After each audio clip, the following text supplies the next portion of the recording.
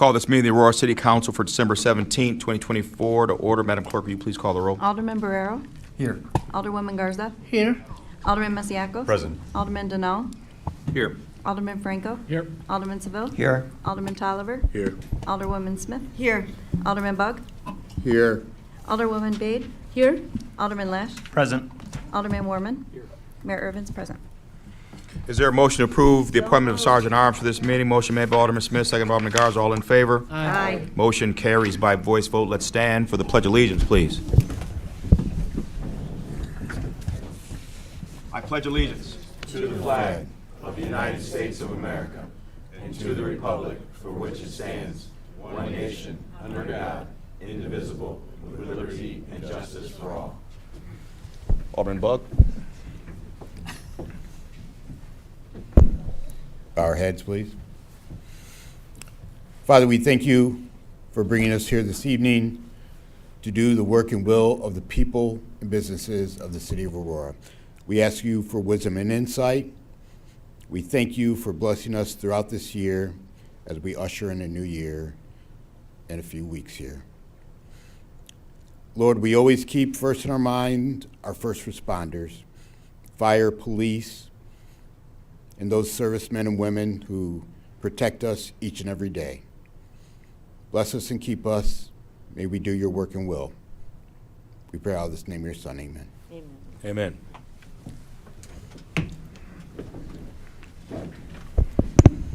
All right, I believe we took care of all the presentations during Committee of the Whole.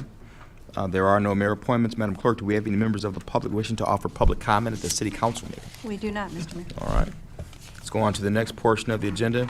Now we will hear both the consent agenda and the direct to council consent agenda in full. Will the clerk please read both agendas in full? 240870, resolution authorizing a one-year extension of an agreement with Marquardt and Humes for the governmental affairs consulting services of Scott Marquardt and John Chip Humes. 240904, an ordinance amending Chapter 49 of the Code of Ordinances, City of Aurora, by modifying the zoning map attached thereto to rezone the vacant property located at 801 Claim Street from M2 Manufacturing District General to R3 One Family Dwelling District. 240905, a resolution approving the final plat for Claim Street subdivision on vacant land located at 801 Claim Street. 240909, a resolution authorizing the city to accept a grant award of $48,766.90 from the fiscal year 25 Illinois Department of Transportation Sustained Traffic Enforcement Program. 240910, a resolution authorizing the acceptance of the low bid from Light Construction for the renovation of the fourth floor of City Hall for $659,674 with a 10% project contingency of $65,964.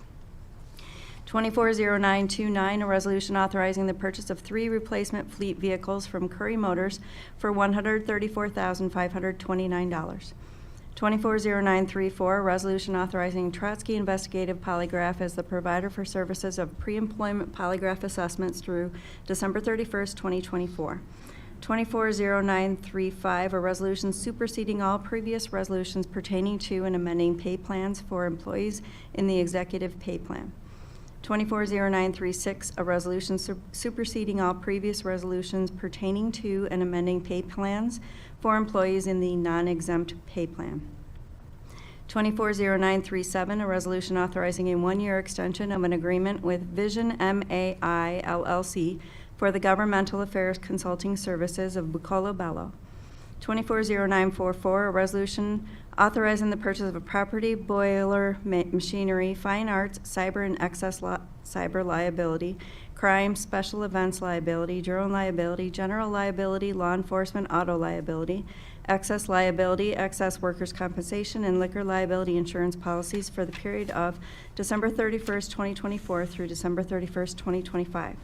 240947, a resolution establishing the maximum number of Class B on-site consumption liquor licenses unofficially related to the application from Reynoso Enterprises at 470 Hinman Street in Ward 3. 240948, a resolution authorizing the Director of Purchasing to enter into a new contractual agreement for the Neighbor Project to continue as a service partner to the Aurora Financial and Power Center through December 2025, and to allocate $201,845.04 of budgeted funds for the Neighbor Project with up to 2 one-year extensions for a total not to exceed amount of $623,882.83. 240949, a resolution establishing 2025 golf cart rates at Phillips Park Golf Course.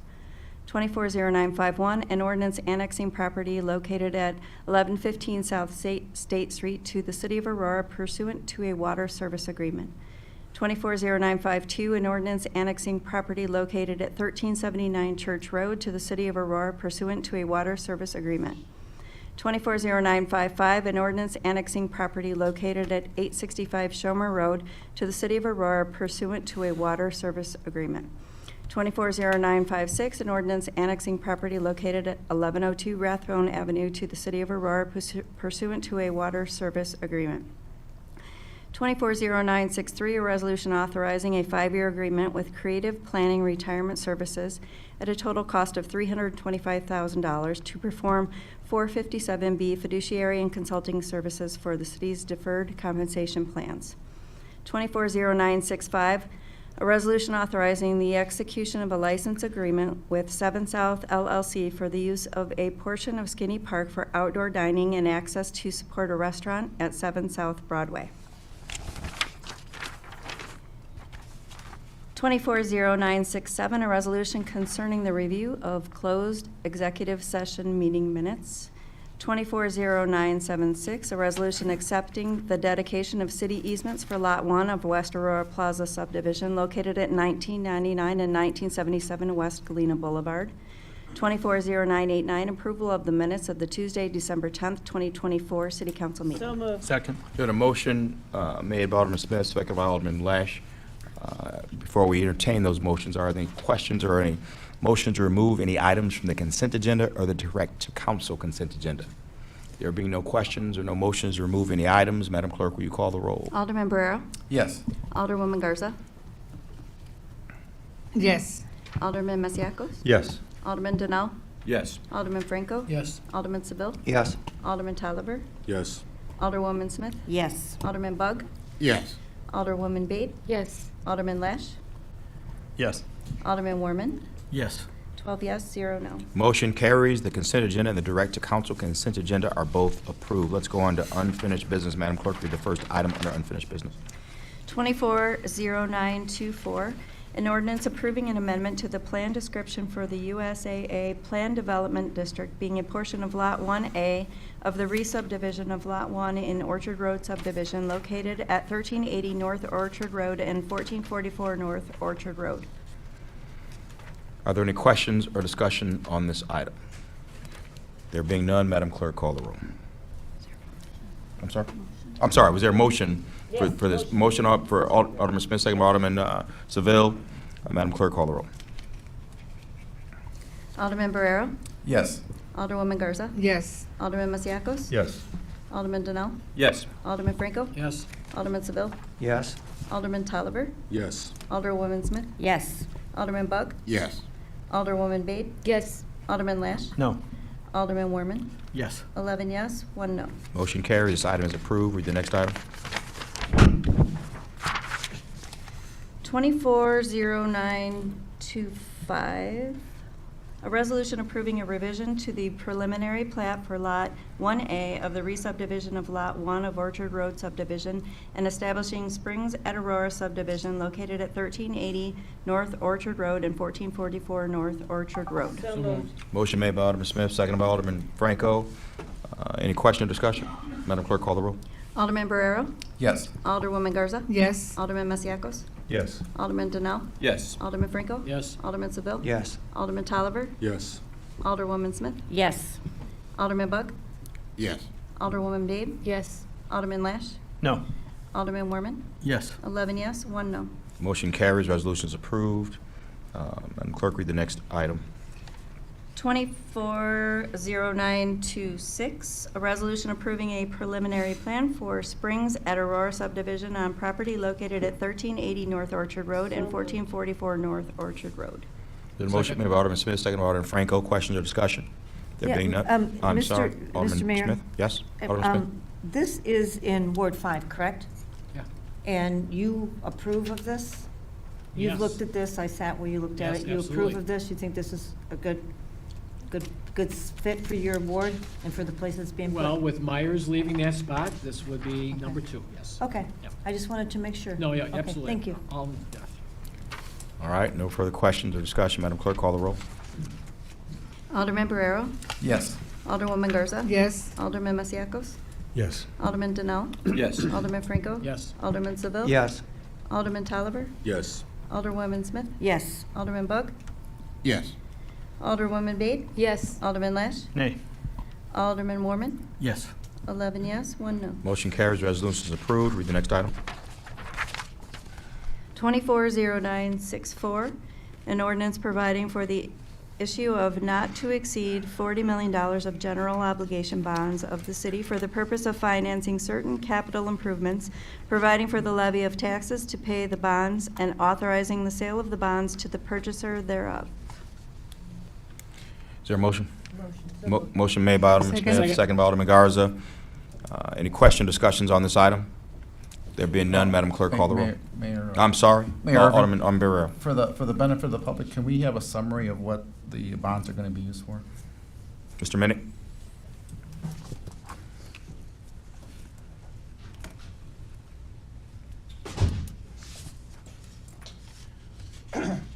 Excuse me, Chris Minnick, Chief Financial Officer for the city. There are 2 series for these bonds. The 2024A series would be tax exempt and would be general infrastructure projects, such as we mentioned before, the construction of Fire Station number 9 and Fire Station number 13 that will be ongoing here over the next several weeks. Additionally, there will be some expenditures related to the River Edge Park expansion project, as well as the improvements related to Belter Road that were approved and that the contract was awarded for earlier this year.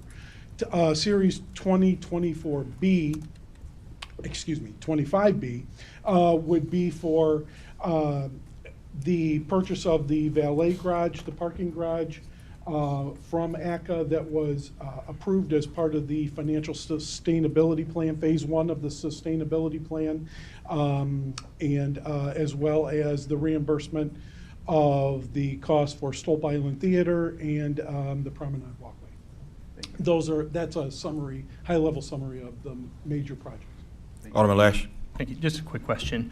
I think you had said if there's a tax increase, it would only be for the fire stations. Why is that? Because I also noticed the levy during the budget discussion, both in the previous year, and then Alderman Masiacos asked a similar question as I did last during that meeting, that they were also just to pay for police and fire pensions. But there's a whole list of items there being, why is it allocated just for fire if there's a tax increase? Basically because of the nature of the improvements and the fact that those are general infrastructure improvements that are of great benefit to the entire city, and they go to the essence of core public safety and public works types of expenditures.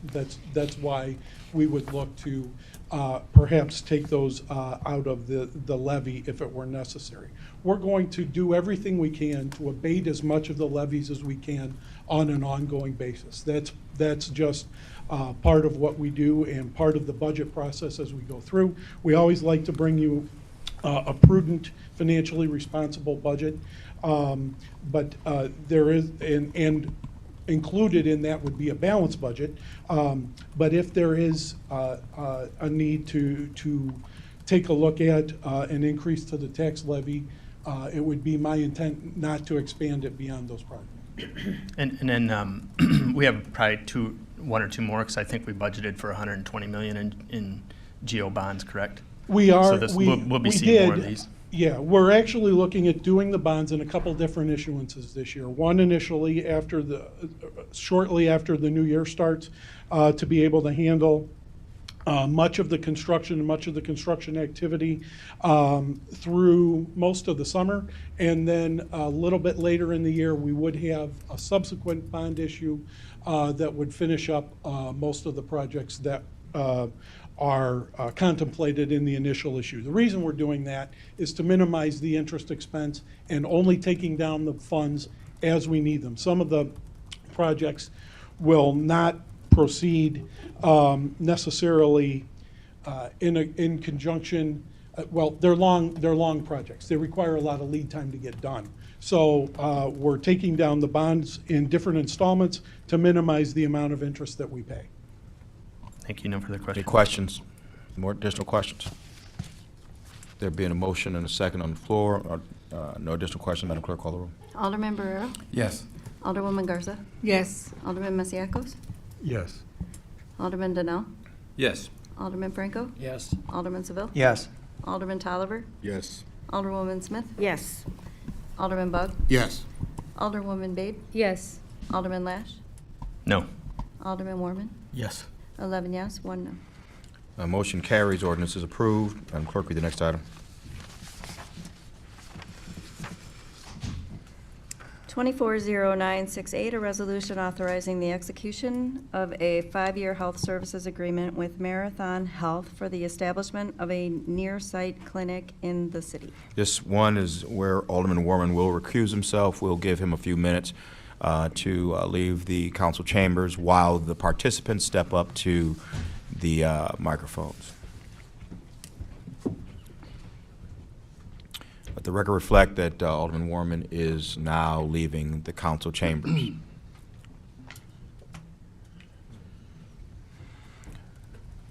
Gentlemen, you want to begin? You want to Good give a evening, Mr. presentation? Mayor and City Council. Alex Alexandru, Chief Management Officer for the city. Before you is a exciting opportunity that staff has been working on for quite a while to establish a City of Aurora, what we call near-site clinic at the Bloomhaven campus. As we talked about at Finance, this clinic will allow the city to leverage a unique opportunity that arose from our negotiations and ultimate acceptance with Blue Cross Blue Shield to become the city's PPO medical provider, in addition to being our longtime HMO provider. So I'm going to let Mr. Minnick in a minute talk about the financial elements of that. We've got Larry Morrissey from Marathon Health who will present a revised PowerPoint. So I know there's one on the item from last week, but we have a little bit more at the request of the Finance Committee, a little more abbreviated presentation, but nonetheless chock full of really good information. And then we're also joined by Mike Baker, our health insurance consultant from Assured Partners. So I'm going to ask, we've got the PowerPoint up, so I'm going to ask Larry to introduce himself and if he can go through the stack. Sure. Thank you very much, Your Honor, council members. It's an honor to join you this evening. Some of you may know I'm the former mayor of the city of Rockford, Illinois. I was full-time mayor at the city of Rockford from 2005 to 2017. It was during my third term in office that the city of Rockford ended up hiring the company that I now work for, Marathon Health, to operate a health center for our city of Rockford employees and covered family members. My only regret looking back at that process is that we didn't do it earlier.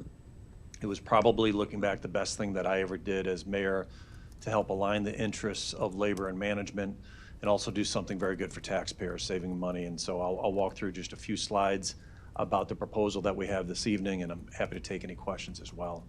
Can we advance to the next, or is that? Oops, sorry. Thank you. So the conversation with the city of Aurora really started with conversation about supporting occupational health and workers' compensation. And that really is a core element of what we do at places like the city of Rockford as well. The focus is on early intervention, prevention, supporting members in their long-term health journey, and then integrating the occupational health workers' compensation approach to advanced primary care model. Our belief is that healthy people cost less against every organizational member. And if we do things right, we build relationships with patients that transcend the sort of traditional transactional healthcare model, the fee-for-service model. Next slide. Opportunities that we see for the city of Aurora would include access to a new health center, providing primary care, wellness services, occupational health, and initial workers' compensation care and triage. The Bloomhaven campus really provides a unique opportunity for convenient access to services.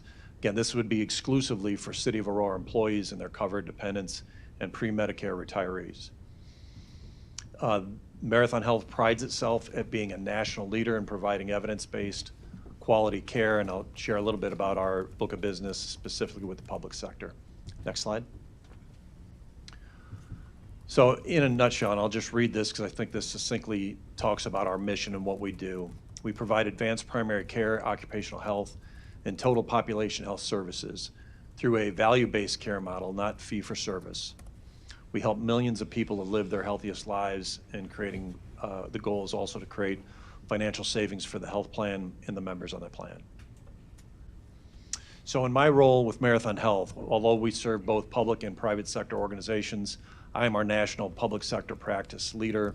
That gives me a very unique lens, and I'm very honored and privileged to be able to travel across the country supporting our clients across the country.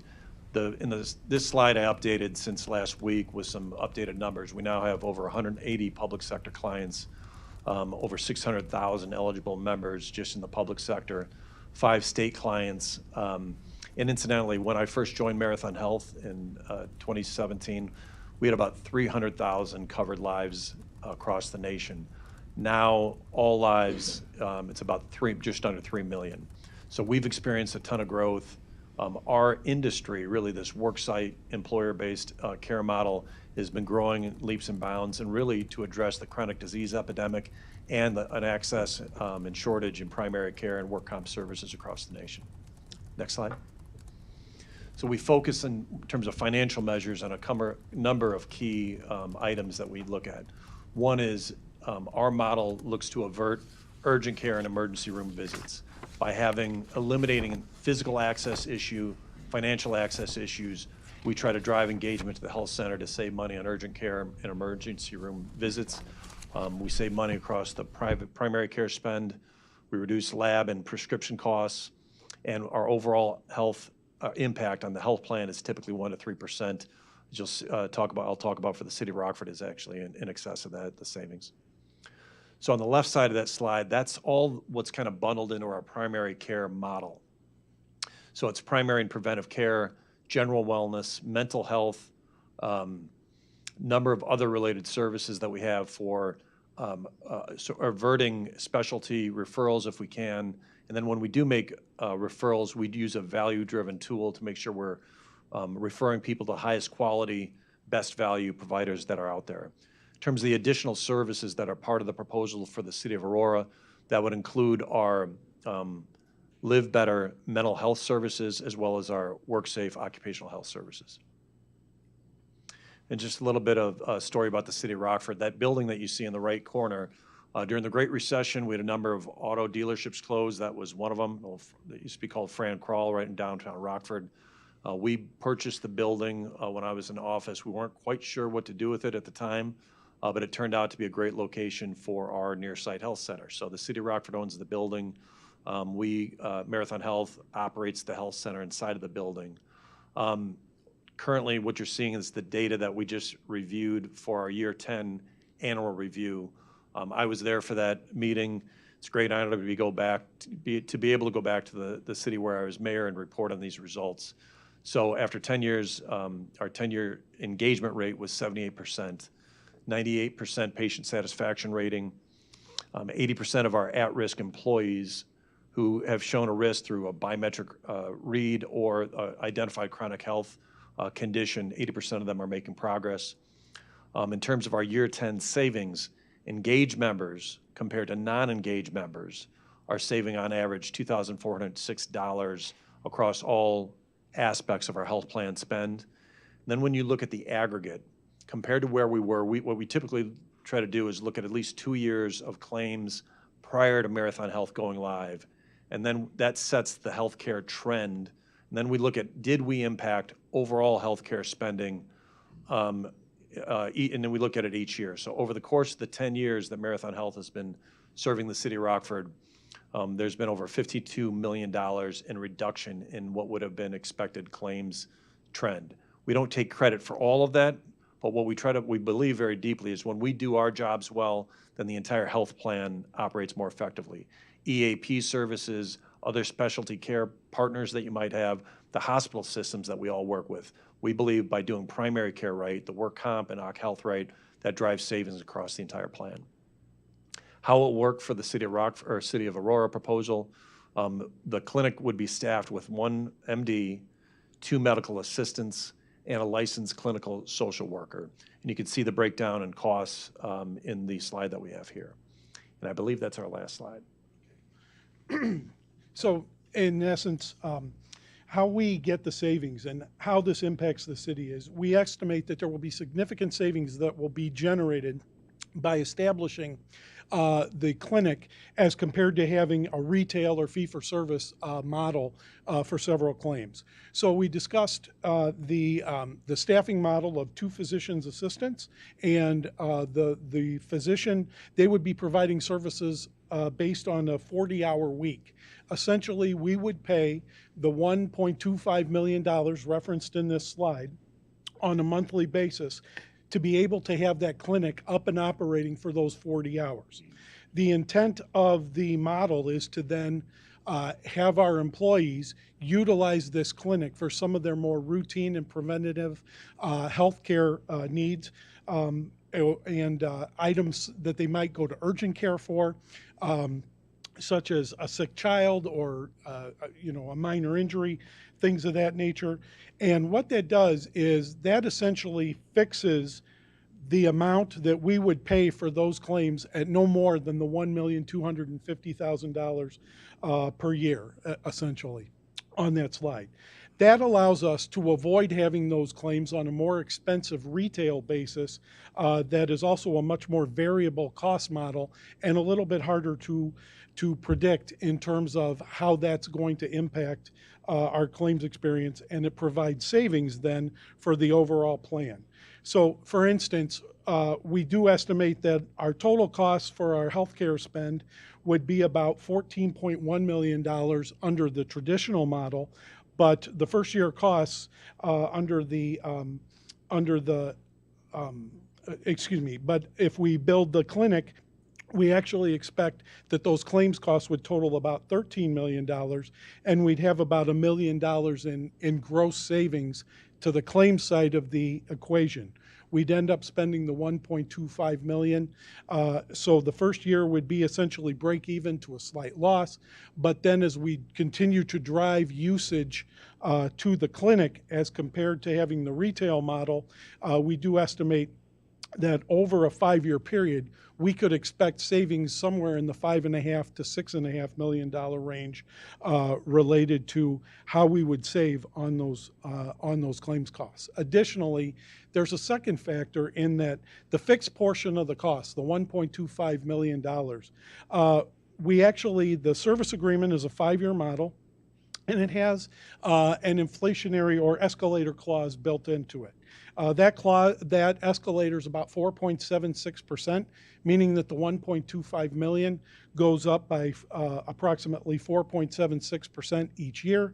But that compares much more favorably to the medical trend that's being experienced right now of about 9.5%. So that the savings is generated then because we're fixing our costs for several of those claims as compared at the 4.76% increase as compared to the 9.5% increase. Additionally, As the committee is aware, or the council is aware, excuse me, we are consolidating our plans to Blue Cross Blue Shield, all of our health insurance plans to Blue Cross Blue Shield for the upcoming year. That is going to provide some credits and some savings to help offset both the first year costs as well as the build out costs for the clinic of about $1.1 million. So over the 5-year period, we do estimate that on average, we would save about $1 million a year, maybe a little more, just given the economics and the way that it works. Additionally, the more claims that we can drive to the clinic through the incentives that we'll talk about here in a second, the more those savings actually increase. So the more people use the clinic, the better the impact to the city's health plan. So just to add to that, the clinic is purposely being put at Bloomhaven. As you know, the council has supported in the past VNA going there on the first floor, and they're actively in construction going forward. So this would be on the second floor. It'd be about a 2,500 square foot space.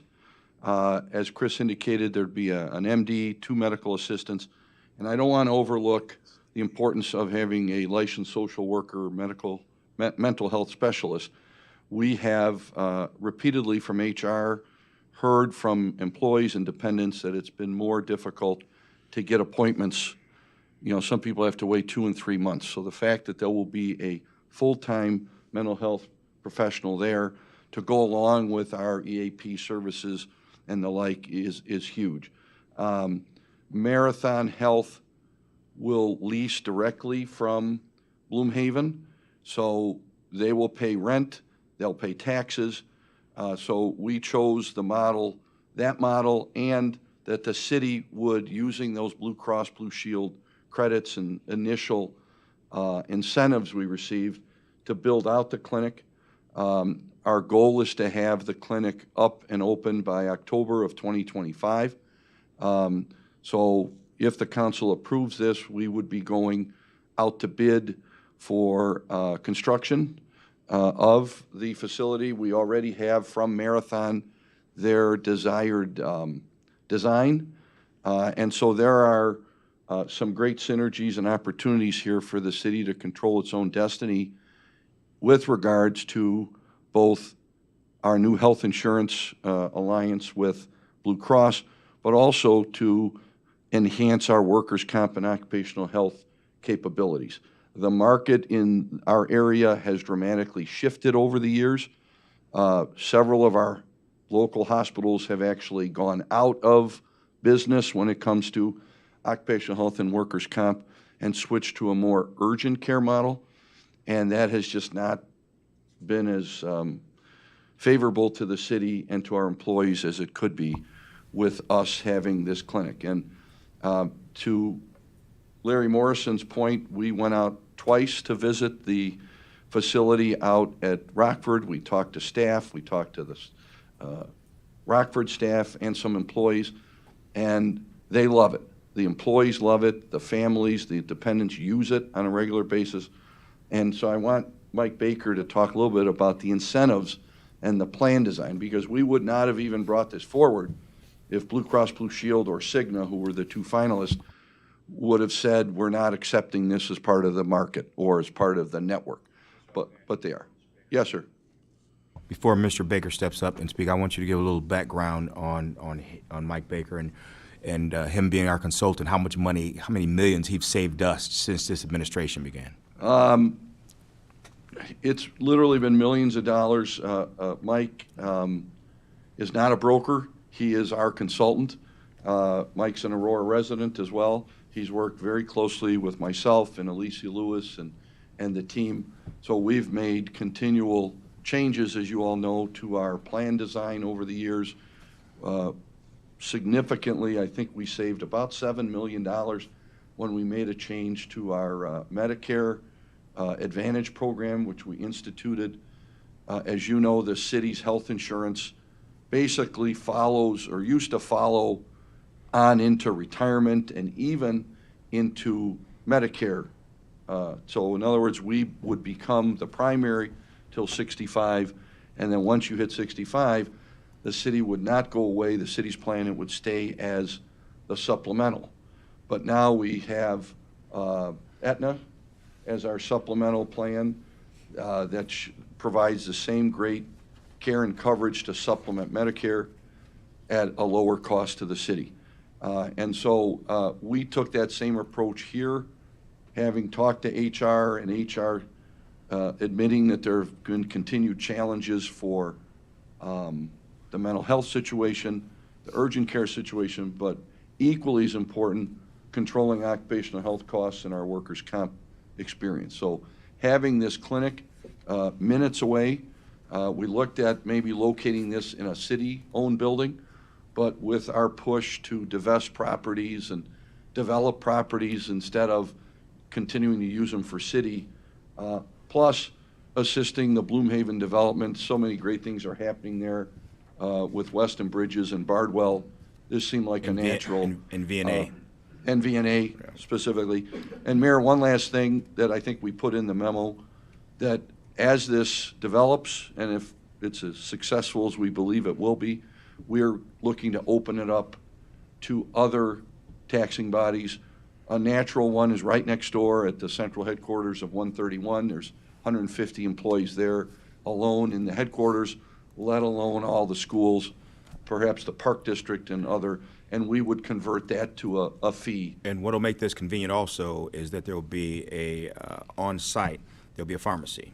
Yes, a small pharmacy that, Mike, do you want, I don't want to steal Mike's thunder. And again, before Mike said, Oh. yeah, the reason, I was Yeah. having you introduce Mike Baker. Yes, sir. got off, but one of his jobs is, and it has been since I've been mayor here for the last 7 years, is to give us counsel to make sure we save money. And Mike Baker has single-handedly saved us millions, so he wouldn't be here endorsing this unless it saved us money. And it's saving money, it's not just saving money, Mayor, but it's also providing the highest quality Service, care right.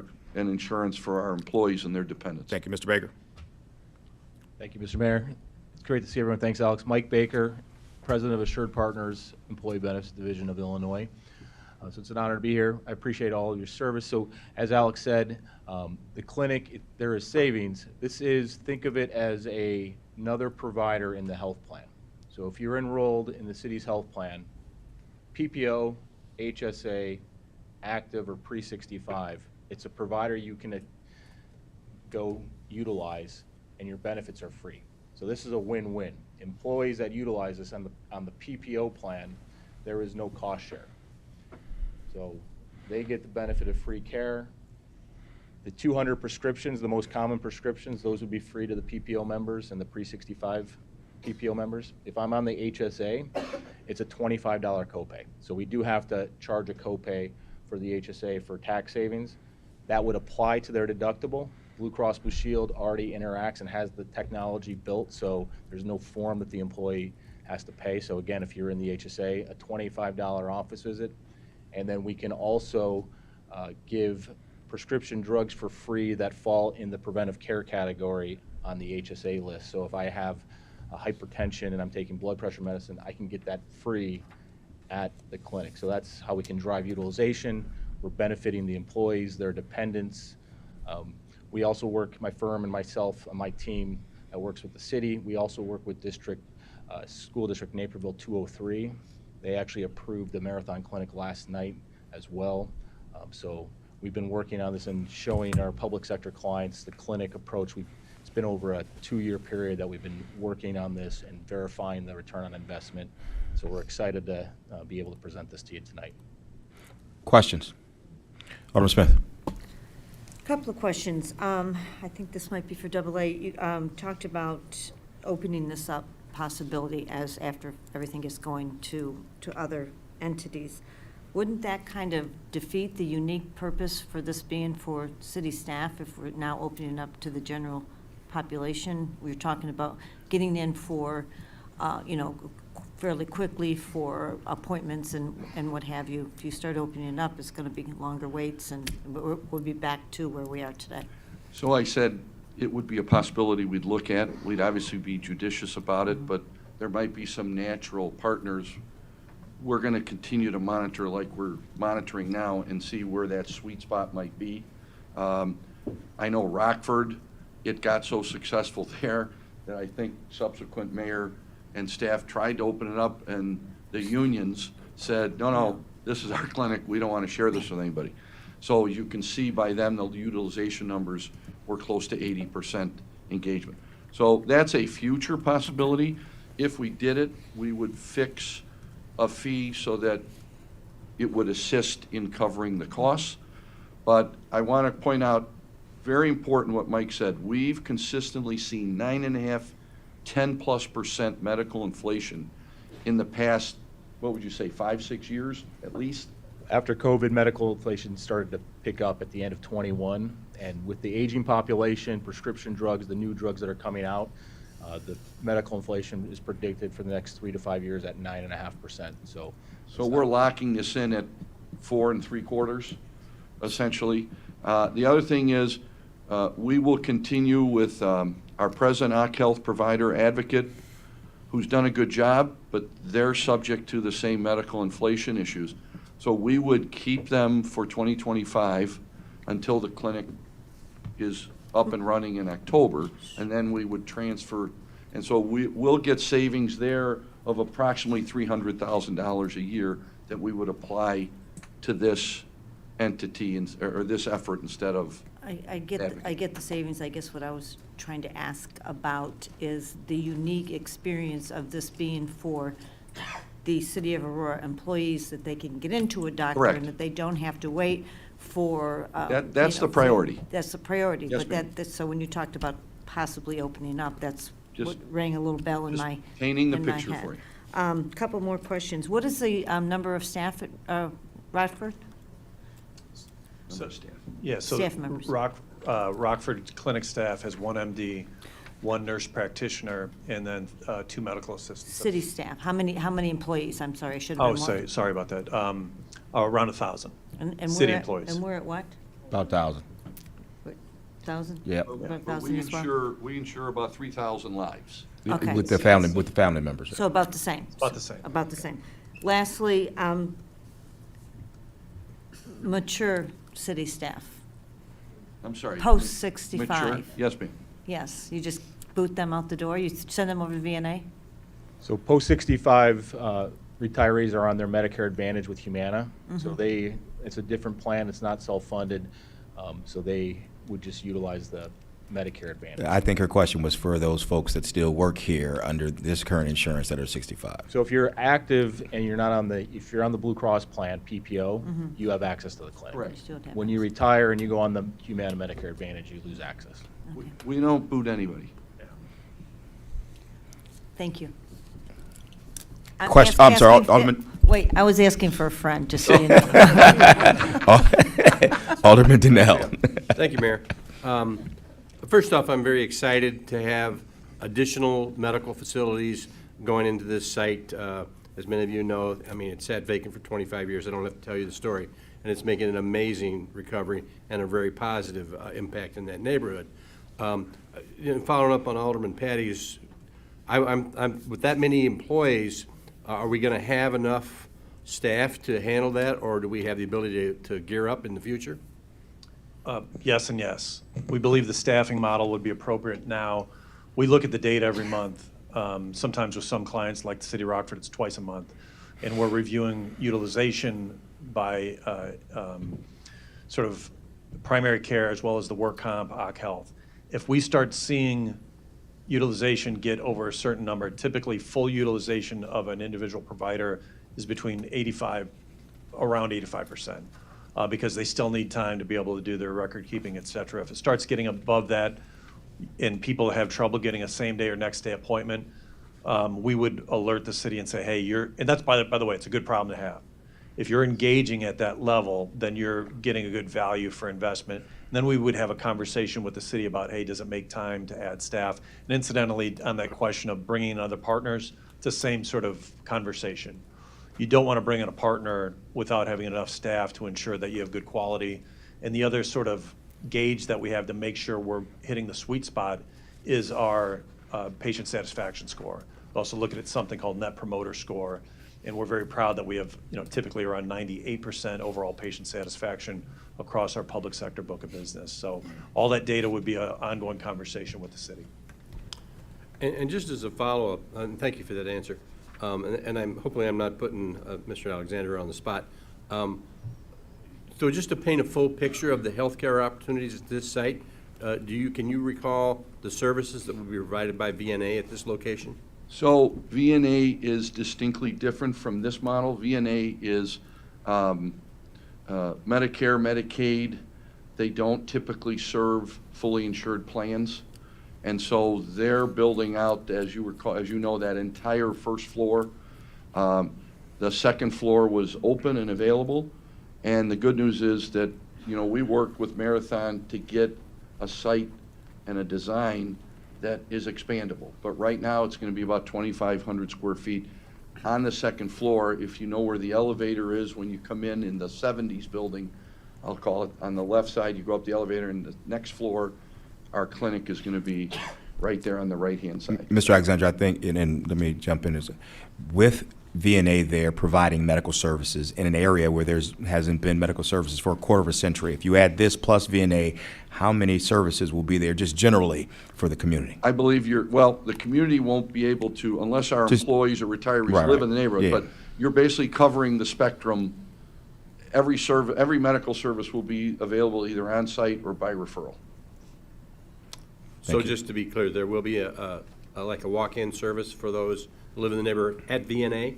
Yes, sir. Thank you. Mr. Mayor, may I ask one more question? Alderman Smith. Follow-up question. What about specialty needs, dermatologist, OB, that type of thing? Is that a referral process? How will that work? Two points to my response. One is, yes, it's a referral process. That's where we use this value-based referral system. So if a referral has to happen, we want to make sure we're referring to folks that are within the Blue Cross Blue Shield plan, but also the highest quality and best value providers that are out in the community. And then number two, we also use an in-house system of internal expert referrals. So for example, if In-house, when you say, will that be Marathon's in-house or So Blue it's- Cross in-house? Marathon. So Okay. we have a tool that allows our providers to get a second opinion, essentially. So for example, somebody comes in and they've got a skin condition that's somewhat questionable, doesn't need to go out to a dermatologist or not. We can actually take a picture and do a write-up. Our clinician can send it out to an outside dermatologist that's already included in our pricing. And then we would get back, hey, from the expert, no, we think this is XYZ, or no, we think it needs to go to a referral. What that does ultimately is get the best quality care that you can manage, because oftentimes, and somebody I think mentioned it earlier, getting an appointment, even if you make a referral to an outside, let's say, dermatologist, that could be months sometimes to actually get in. So this provides value on the spot. It's just like our dispensary, just like our lab, having all of that access to care right inside the health center helps meet standard of care that helps people manage chronic conditions, ultimately provides better care for the patient, but also savings for the plan.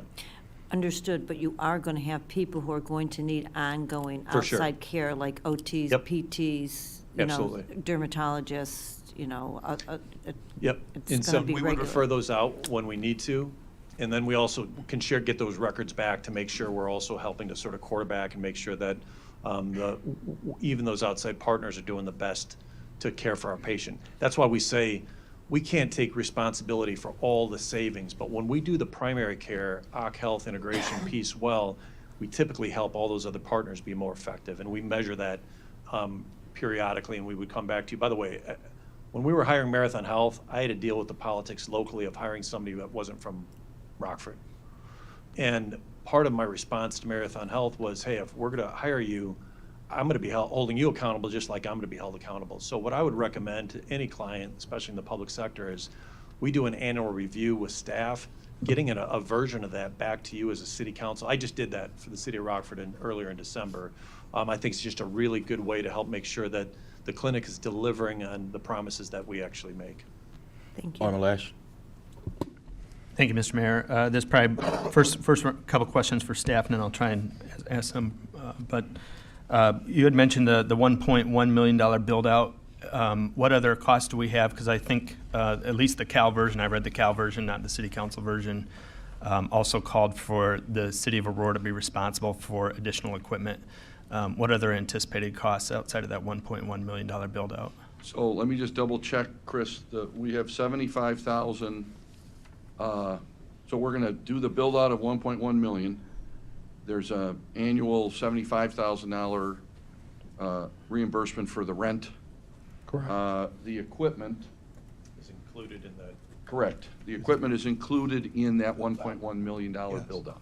So the equipment is at the request and priced out, required by Marathon for us to provide it And- in the clinic. And in addition to, and actually it's included in the $1.25 million that we referenced, there is a cost, a bit of a variable cost for the drugs that are dispensed and lab testing supplies that might be consumed. But And we also pay for that? that would be included, it's included in the cost estimate, but yes. Okay, and then the, what have we done to coordinate and talk to our various collective bargaining units? Are they aware of it? Is this part of the contract negotiations? And, you know, I'm assuming there's some sort of primary care. Well, it sounds like a lot of primary care and then work comp cases. So Alderman, in all of our agreements, we put in quite a while ago a health insurance, a version of a health insurance subcommittee and an annual requirement for HR to meet with all the unions ahead of open enrollment and ahead of renewal. And so every year, Mike Baker used to come with Alicia and I, and then when I moved out of HR, he goes with HR now every year, and they talk about the upcoming renewal season, whether there's increases, changes. So all the collective bargaining agreements generally have the same language that talks about the city is required to provide at least a PPO, at least an HMO, and then we bargained successfully a number of years ago to include high deductible health plans. But the choice of providers, the other elements of the plan are management right. So us adding or subtracting a vendor, a provider, that's on the city, but we provide them with notice. So they don't have to approve it, but we give them notice, we collaborate, because one of the things we've done is drive utilization.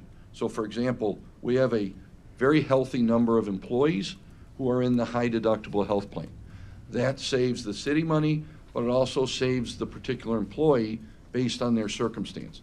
Same with the HMO. So for years, Blue Cross was pitching to get in, but they finally made it worth our while financially and operationally to combine them and give them the PPO. But it sounds like the Alderman's concerned about whether or not our collective bargainers and our unions would agree. As Mr. Morrissey just pointed out, you know, the unions in Rockford, have decided this is their own thing and they love it. Is that correct? So what's the usage in Rockford? Which is very similar to City. Hold on a second, answer that question. Yeah, so the engagement rates for all of the employees is 78%. We look at the data for every different department periodically. So how's fire engaging versus police, et cetera. And we really work hard. We wouldn't get the engagement that we did if we weren't building strong relationships with all of our labor groups. And we're very intentional about that nationally. We also have a very, nationally have a large Taft-Hartley labor group, a separate vertical, and be happy to support any conversations that the council members might be interested in having with any of those groups as well. But generally speaking, great support from labor. What's your next question? No, I was just asking more so, one, to make sure that we are having a dialogue about it, because I know we're in contract negotiations, but also Yes, to make sure that we're not reducing any of our other plans to add this. And then I guess my final question is, I don't know who's paying the $7,500 or who negotiated this, but did we look at any other facilities other than Bloomhaven? We looked at city-owned facilities in the downtown. We did not look at any other facilities, but again, with the success of the VNA and the space, the ample space available on the second floor, and especially for expansion, Alderwoman Smith, you said OTPT. We actually talked with Marathon about the future. If the clinic is successful, we have room up there. We may decide to add on-site PT, on-site OT. But And if it's not successful, because we're making an upfront heavy investment, what's our opt-out look like? I know it's a 5-year contract. We have but- in the agreement the ability to opt out and find another provider. That we intentionally negotiated in there. Okay.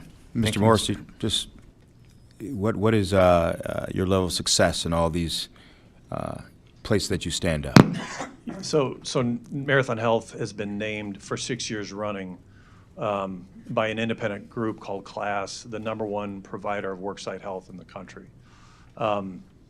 I can tell you, we've gotten big, we've grown. Like I said, since I started, my role's shifted, the organization's grown. But at the heart of what we do is relationship-based care. And I shared a lot of sort of my professional journey, and I'll just share real quickly, if you don't mind, an anecdote. I wouldn't be in my position today. We probably would have never done this, at the time, 2013, when we were going out and trying to figure this out. I wouldn't have been convinced to do it by our broker had I not had my own personal health challenges. I'm married, I've got a wife, 4 children. I've got a child deathly allergic to peanuts. I've got a child on the autism spectrum. And our 5th child, who's not with us today, little Michael Joseph, just lived 40 days, was flown from Rockford to Christ Hospital in Oak Lawn, never got out of the neonatal intensive care unit. The reason I'm here today, and again, the savings is significant, but what I experienced personally as a lawyer, as the mayor of my hometown, I never wanted anybody else that worked for me to go through it. I thought to myself, if I have trouble accessing and navigating health care, how about everybody else that works for me? The biggest value that we provide ultimately, and again, it's a win-win for our patients when we walk with them on their health journeys, but it's also a win-win for the organization, because when we do that right, we save money. I'd be happy to connect anyone who's interested with, we had 3 city council members when we gave, it was on TV, you can look it up, 3 in a row, that were are still on the city's health plan, give testimony about impact that the city health center had on them personally, not just our members. And I would just say, ultimately, healthcare is a super personal experience. What we try to get right is something through this different type of model that traditional fee-for-service transactional care doesn't get right. So we're very proud of our track record, but most importantly, we're proud of the fact that we build relationships that matter and that are a benefit for the patients and the clients that we serve. Thank you for that, sir. And just a few more questions. And Mr. Minnick, who is the keeper of our purse here in the city of Aurora, you believe that in that 5-year time that you indicated, we will not only get back our investment, but have a cost savings every single year after that, other than the first year, which you said was going to be pretty much like a break even. Yes, I believe that the incentives and the quality of care and the access to care will be big drivers of the of driving incentivizing our employees to utilize the clinic and take advantage of the service and the benefit that will be provided. And Mr. Baker, someone has given us counsel for the last 7 years while I've been here. There's times where you have said this is not a good deal. Is this one of those times? No, it's a good deal. We had our analytic team review your claim data versus the projections that Marathon provided, and we took a conservative utilization trend, and the savings matched out. Any other questions? So moved. Second. I'm sorry, Mr. Alderman Barrow. I'm sorry, I know it's getting late. I just had I hope it's a quick question. So, just so I'm understanding this, this is potentially replacing your primary care physician, and this is a voluntary program. So when you're talking about engagement, you're talking about this is a choice. So Yeah, there's a choice. Mr. Baker hit it on the head earlier. This is really just look at it like another option for employees to go to for health care, for urgent care. It's also going to be the city's primary workers' comp facility. So by law, we have to provide immediate care for anybody who's injured. Now, obviously, if it's an emergency situation, they're going to go to the nearest ER. But for workers' comp, we have to have a facility. Now, in Illinois, workers' comp, you cannot direct care. So once we've fulfilled our statutory obligation to give them that initial treatment care, the injured employee can choose to continue to treat at Marathon or to seek their own medical care. But on the primary side, it's really going to be up to the employee and their family if they want to choose to use this clinic or not. And Mike Baker talked about the incentives we're going to offer employees to drive engagement and utilization there. But it's strictly voluntary. Any other questions on my right? No? All right. There's been a motion by Alderman Smith, seconded by Second. Alderman Tolliver. If there's no more questions, Madam Clerk, call the roll. Alderman Barrero? Yes. Alderwoman Garza? Yes. Alderman Masiacos? Yes. Alderman Donnell? Yes. Alderman Franco? Yes. Alderman Seville? Yes. Alderman Tolliver? Yes. Alderwoman Smith? Yes. Alderman Bug? Yes. Alderwoman Bade? Yes. Alderman Lash? No. 10 yes, 1 no. Motion carries. This item is approved. Thank you. Thank you, gentlemen. Thank you. Madam Clerk, call the next item. Can I get Alderman Warman back? Bring Alderman Warman back in the, looks like he's coming back. All right. Madam Clerk, call the next item. 240973, a resolution authorizing a contract extension to F.H. Passion S.N. Nielsen and Associates for job order contracting vendor services with the City of Aurora. So moved. Second. There's been a motion by Alderman Smith, second by Alderman Tolliver. Questions or discussions? Yes. Other than what we've already had? Yes. Alderman Bug. Tried to look up my notes from 2020. Is there a representative from Passion here?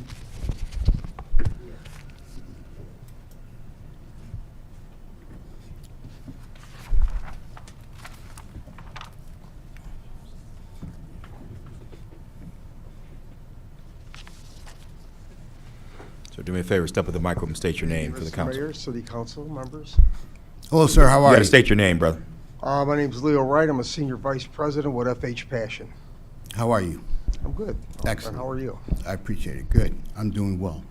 Let me just say for the record, Passion has done a good job over the last 4 years, and my questions tonight are not about the job you've done since September of 2020. They're about the process and things that happened when we were coming into this. But a question we just discussed about 45 minutes ago, the JOC program for Naperville, was Passion the project manager for that project?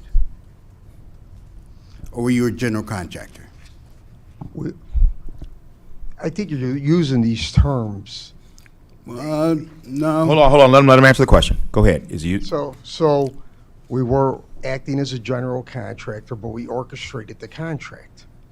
It was up to FH Passion to service the needs of the city of Naperville and also to market their program to other communities. Yes. Who was the program manager for the JOC program? I believe there was a program manager. What was Gordian Group? Gordian Group provided the task catalog, and they would randomly review proposals for the city of Naperville when requested. Mm-hmm. Yeah, and they were the program manager and administrator for the JOC program. You have a question, Alderman Bug? I'm not sure if. Hold on. I'm not Do sure you have a if question? that's- Hold on, Lou. Oh, I'm sorry. You have a question, Alderman Bug? Yeah, like I said, you've done a good job. Appreciate that. Thankfully, I found my notes from 2020 and my conversations with Marty Lyons. Thank you, sir. I don't have any more questions. Thank you very much, sir. You can have a seat. Thank you, everybody. Any questions or comments? Yeah, I'm not done. I appreciate his comments. Again, that was the reason when we did this 4 years ago. Like I said, there were many questions between the people who responded to the request for proposals. Like I said, Passion's done a good job, but process matters. And when we came into the process, like I said, there were a lot of questions. Things went back and forth. There were questions on the selection. In my notes from Mr. Lyons, that's what he said. They were not a administrator or program manager of JOC programs. They had never done them. And they got a 24.5 out of 25 on experience. So that was the question from the other people who responded. And that's why they had the question. So my only statement at that time 4 years ago was, after this program goes 4 years, then we should go back out and give everyone a fair shot. And that's why I bring it up now. I made the request 4 years ago. I stand by the request, and I don't have anything further. All right, any other questions or comments? Alderman Lesh? I'll just keep it brief, Mr. Mayor. Thank you. I've seen a lot of these contracts come through with the I&T committee, and initially it caught me off guard because on the school board, everything that was construction had to go out to bid, and I saw some of the dollar signs or dollar amounts. And so I also think that we're in a position where some of these construction jobs should go out to bid instead of treating this as a professional service. So I'll be a no vote on this. And then one other final thought is I remember getting a check where FH Passion gave us a big check as part of a PR stunt. And, to me, that just says that there's room to trim the fat a little bit and protect the taxpayers a little bit. Thank Is you, there any Mr. other Mayor. questions or comments? I have a comment. Yeah, Alderman Franco? Can you elaborate on that PR stunt? Because when we have somebody that we're actually going to extend a contract to and they're doing PR stunts, that would be a bad. So can you elaborate on what you're talking about? Yeah, if they're coming here and presenting a check Right. for the 1%, I think that they give back for the dollars that we have. To me, that means that there's excess in the amount that's bid. That's absolutely incorrect. to So before we go accommodate forward, that just 1%. explain how, And that if what we that have check, hold on a and if second. we have a competitive Order, bidding stop. Well, Go ahead, yeah. explain how that money comes from, because clearly he does not understand. In the agreement, there is money that from time to time comes back to the city. It's contractual. And when they brought the check, I think they've done it. No. Just twice. explain how it comes. When Yeah, it's- other people use our jock, not us, other cities use our jock, we get a percentage of it. That is correct, sir. And that's all in the contract. And then Exactly. that money that's brought in a check is the city's money that comes back. Exactly. So it's not about trimming the fat. It's about the fact that when other people use our jock, we get a benefit from And it. it's a way of reporting that back to the city. Exactly right. All right. Any other questions? Alderman Burrow.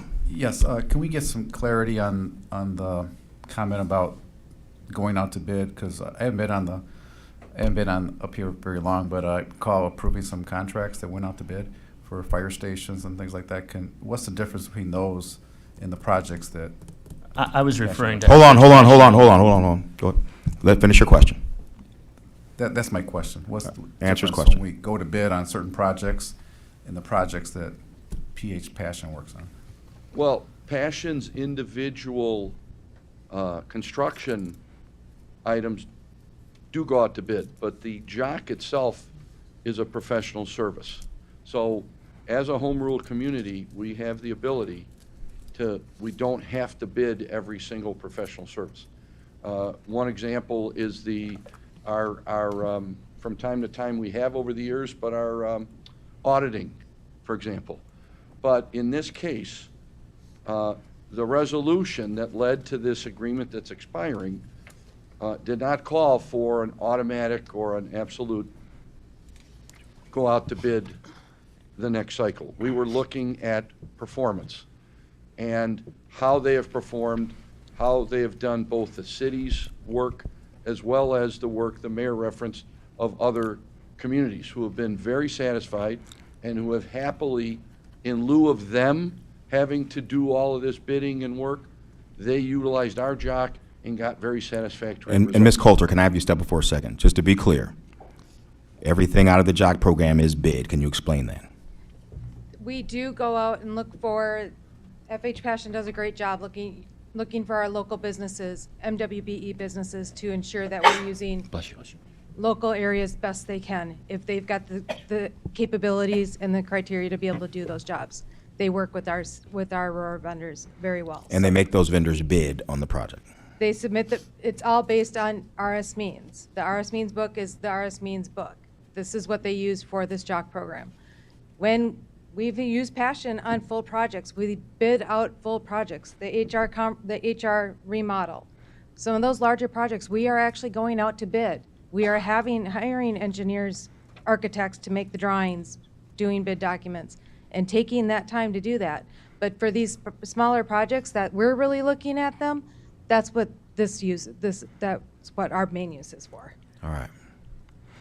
All right, well, does that answer your question, Alderman? All right, there's been a motion and a second on this matter. Madam Clerk, call the roll. Alderman Barrero? Yes. Alderwoman Garza? Yes. Alderman Masiacos? Yes. Alderman Donnell? Yes. Alderman Franco? Yes.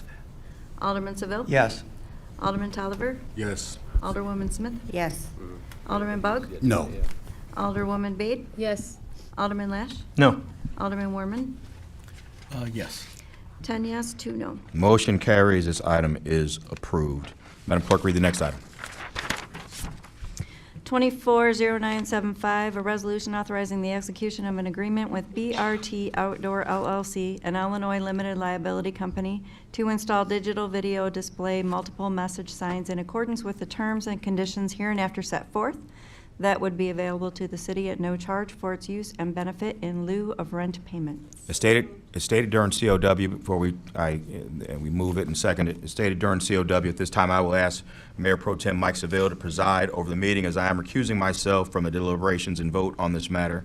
I've consulted with an ethics advisor, and though he has opined, given an opinion that I do not have a conflict of interest with respect to this matter, I will nevertheless withdraw out of an abundance of caution and to avoid the appearance of conflict. So at this time, I will ask Alderman Seville to chair the meeting. Okay. Is there a motion? Second. Been moved by Alderwoman Smith, second by Alderman Brandon Tolliver. Is a motion? For approval. Motion was for adoption. Is there a presentation? I just, yes. There's a presentation that we talked about, the Committee of the Whole. Yes. Thank you very much, Alderman. Good evening, Trevor Dick, Assistant Director in the Mayor's Office of Economic Development. Before you is a very exciting opportunity. It is to have city gateway signs installed at key locations throughout Aurora at no cost to the city. The agreement before you is with BRT Outdoor LLC to install digital video display multiple message signs at key locations in the city, the first one of which would be a new sign at the Aurora Municipal Airport. The city was approached by BRT to determine our interest in entertaining into an agreement with them. They have done similar agreements with 15 other municipalities in the Chicagoland area, including our nearby neighbors of Bolingbrook and Romeoville. BRT's intent is to provide the new city gateway signs at no cost to Aurora, while also providing the city free community messages on the digital screens. In return for their capital investment and use of the community message board, BRT's plan is to seek out private advertising dollars for the digital screen rotations. City staff has worked with BRT on an acceptable sign design, and the recommended designs are included in your packet. I'd like to now turn it over to representatives from BRT's Community Digital Display Division, who has a very brief presentation that includes an overview of their company, as well as nice renderings of what's being proposed. Bill. Gentlemen, if you recognize yourselves when you speak, please. Thank you, Trevor. Hi, my name is Bill Shabilsky, and I'm with my partner, Todd Sanders. Yeah, Todd Sanders, BRT Outdoor. Thank you. Council members, thank you for the opportunity. We're going to show just a brief video clip, and then we'll go into our presentation. Thank you.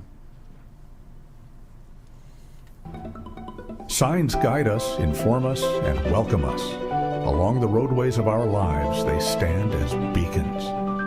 The wooden sign at Aurora Airport has long been a familiar sight, a symbol of our shared journey. But as times change, so must we. Now a new chapter unfolds with our cutting-edge digital display. It does more than just mark a location.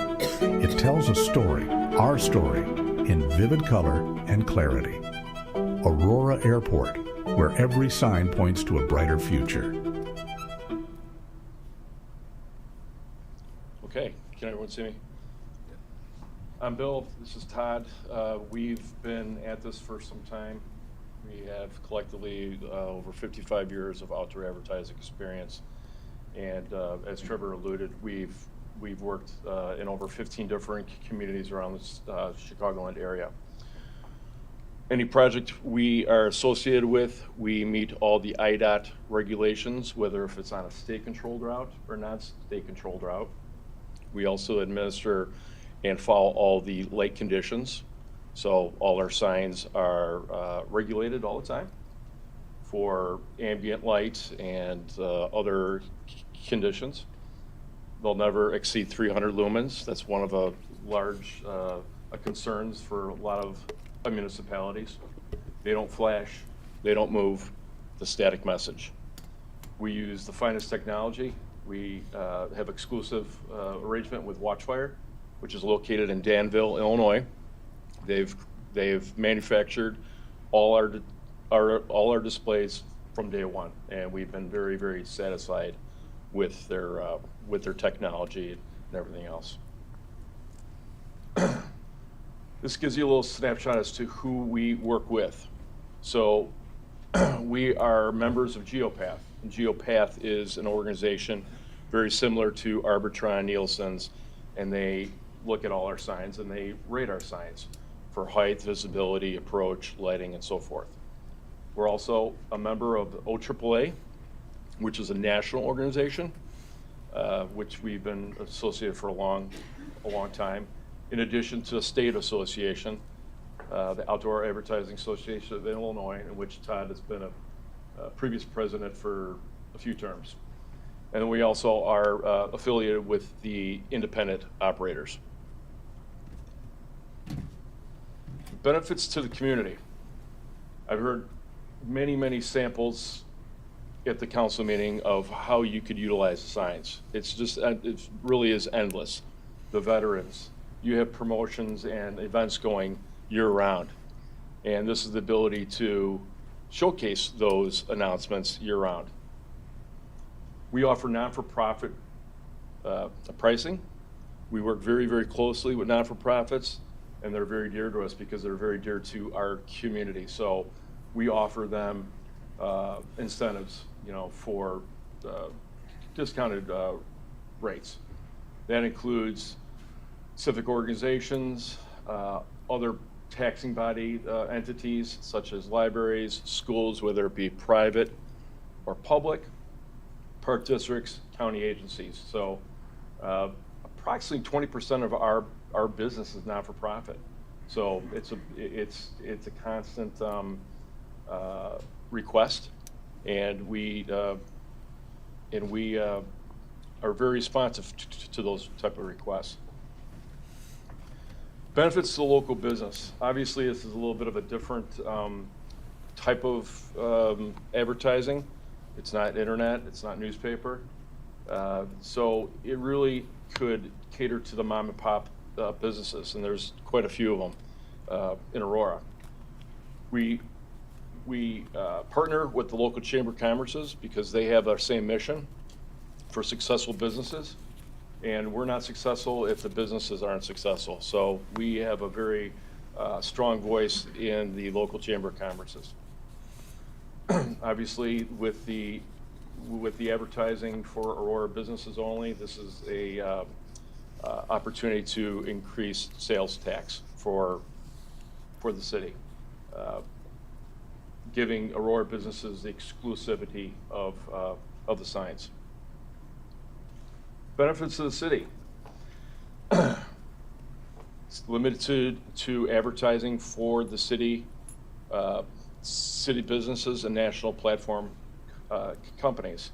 As you've seen from the illustrations in your packet, the signs have been designed, modified quite a few times to match what the city, long-term, plan is going to be with the emblems and whatnot. So we'll go through some of the signs at the airport later on. So the city would receive one ticket slot, and that is a static slot. It doesn't rotate, and that's rotated every 80 seconds in a rotation. So that never leaves. It's always a fixed slot allocation. All the advertisements are hopefully pre-designed, so we do not charge the city for any type of artwork and design work. We like to work with the municipalities well in advance, so you have a year's worth or maybe longer of your events that you would have in key, so to speak. Obviously, we're always available for any type of last-minute changes or insertions here and there. All of our construction and ongoing maintenance are recognized by the Prevailing Wage Act. Most of our subcontractors are union employees, and we do have a certified landscape architect that design all the hardscape and landscape, which includes seasonal plantings, perennials, annuals, and a decor working with staff. Other benefits to the city, obviously, we saw a number of shout outs to the first responders. We have the ability to get into the sign, let people know what's happening. Street closure, water main break, what have you. We know a lot of things happen and change all the time. So we have the ability to let folks know that, hey, we have some bad storms coming in, you got to take shelter, and these are the places you need to take shelter. So it's just it's instant. It's very, very quick that we're able to get these messages out there. All our design installation of the digital displays are handled by us with the staff help and assistance, in terms of the design and what the city would like in terms of their annuals and perennials and whatnot. And obviously this, the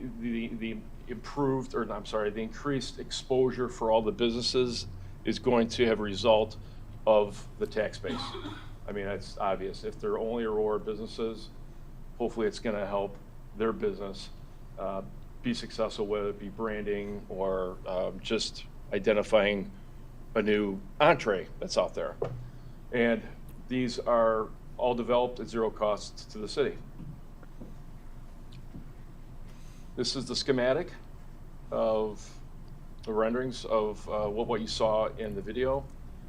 So the overall height would be 30 feet.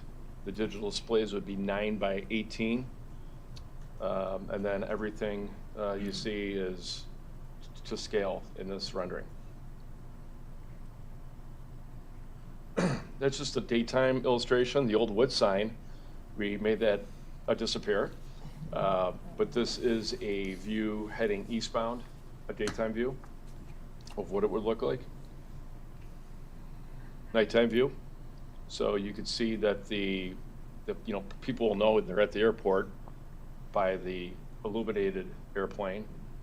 City seal is illuminated, and then the Aurora Municipal Airport backlit channeling. That's the other view heading eastbound. I'm sorry, westbound, yes. I got it's been a long night. That's going westbound. That would be the east face going westbound. So that's a daytime rendering. And there's the nighttime rendering. Any questions? And this lease is for 20 years with 1 year optional after that? Yes. And is there any opt-out clause here throughout the lifetime of the initial lease and then afterwards? Any opt-out clause? At the end of the lease term? Well, no, during it for one. Well, there's default language that's identified in the agreement itself. So if we don't do what we're supposed to do, that the city would be able to terminate the agreement. So for cause is what you're saying. So we would have to put the property back to its original condition. That's part of our You'll give agreement. us back our wooden sign. What was that? You'll give us back our wooden sign, is that what you're saying? We'll put it in a very, very nice box, or we could put it in the museum, or we'll figure that one out. Okay. Trevor? Alderman Phil, there's also, I don't have the actual agreement in my hand, but there is some language, I believe, Bill, about if, for example, we're doing a road work project, or there's some utility work, or if we want to move the sign, we could essentially buy you out or find another suitable location, correct? That is correct. There are options, yes, because, you know, let's face it, that is IDOT route. So they might say, IDOT might come and, we don't know of this right now, but they might say, we're gonna, you know, take 30 feet. Okay, we're gonna have to figure out what we're gonna do. We move it back or find another location, a suitable location. So there are options. Okay. And I'm trying to figure out physically how this works. You mentioned every 80 seconds the city of Aurora has a slot. That's correct, And yes. how long does that slot last then after? For 20 years. No, the slot itself. How much time do you have allocated in that Yeah, slot? so each slot would, each ad would run for 10 seconds at a time. 10 seconds. We put a cap on it that there will be no more than 8 advertisers or 8 slots. So a sign is considered sold out if there are 8 slots. So in a sense, if we had 8 slots, the city would have 10 seconds every 80 seconds, which equates to 1,080 times during a 24-hour day. Okay. And the revenue being generated by Aurora businesses, who's entering that information? Who's asking for that? Business themselves? Did they go through the city or they go through you directly? They would go through us directly to engage in a contract to advertise on the sign. Okay. Yep. And their actual visual appeal of what they're trying to advertise, you're working with them to? Yes. Okay. And then what's the time frame in terms of when somebody contacts you? How long does it take to come up with the, I don't know when you want to say it. Yeah, I commercial? literally, today, I had talked to an advertiser at 10 o'clock this morning, and 2 o'clock we had their ad live. So, okay. I mean, literally, I could, within 10 minutes, I can have an ad, so, which gives the ability for the immediate updates. So when Bill was referencing, you know, a closure or an emergency situation, or, you know, an Amber Alert or a missing person, we can literally, within 10 minutes, have that message pushed to the sign. Okay, thank you. Any more questions of I Bill have a question. or Ted? Alderman I don't have a Franco? question, I have a comment. I'm hoping we approve this. These gentlemen have endured 2.5 hours before they got to speak at the Finance Committee meeting. They've had 2.5 hours before they get to speak today. They've had 5 hours of listening to stuff that didn't even pertain to them. So I'm hoping that we kind of do the right thing with this, in addition to being good for the city. I just want to mention that. Thank you again for your patience. I think you're going to be okay. Alderman Lesh? Are there any studies about safety? I know it's a digital sign that's changing. I know it's not moving. You called it static, but any increase of traffic accidents? That's a great question, and just so everyone knows that the federal government studied this extensively, and I don't know how long but it was back in around 2004 in which the first outdoor advertising sign was launched. So there was a study at Virginia Tech and Albuquerque, and they continue to do safety studies because this is a concern. They say these signs create accidents. So there's no data that states that the signs are a distraction whatsoever. And believe it or not, we have some municipalities that say we have reduced our accidents because people are paying attention and not looking down on their phone. They're actually engaged. So it's been very positive. Can we just get, I know we're going to vote on it tonight, and there's no time between Cal and City Council, but can we get some of that Albuquerque study? Yes, sent I over to have it all staff? populated. It's sizable, and I'll drop it off. Yes. Or email it. I don't. Sure. Thank you. Yes. Alderman Janelle? Chairman. Thank you, Mr. Chairman. Could you give me an example of a national advertiser? T-Mobile. Okay. Yeah, I mean, obviously, they may have a local, facility or local store, but they're just promoting their brand. So the 8 slots that you have will be all advertising? Oh, one of them will be the city. The city? The city, yeah. The kind of the picture we have now of the Right. the airplanes and things like Yeah, that. or, it could be, a hiring message if, the fire department's looking to hire, so it would be one of those 8 would be always guaranteed to be the city slot. As Bill mentioned, about 20% of all of our business is non-for-profit, so, it's very likely that a second of those 8 slots is going to be some sort of non-for-profit organization. And then obviously, yeah, we would have, maybe we have our own like self-promotional message, advertise here type messaging, or we always try to sort of update it for a seasonal, like we're currently, like we have like maybe a happy holidays message, or we'll put out a message for, thanking our veterans, Happy Thanksgiving. So we try to keep it refreshed like that. But again, so reality is probably 6 of those are going to be for businesses if the city has 1 slot, and if another one is for the most part going to be utilized for not-for-profits. So the signs that you've done for other communities, this is 9 by 18, this is almost billboard-ish.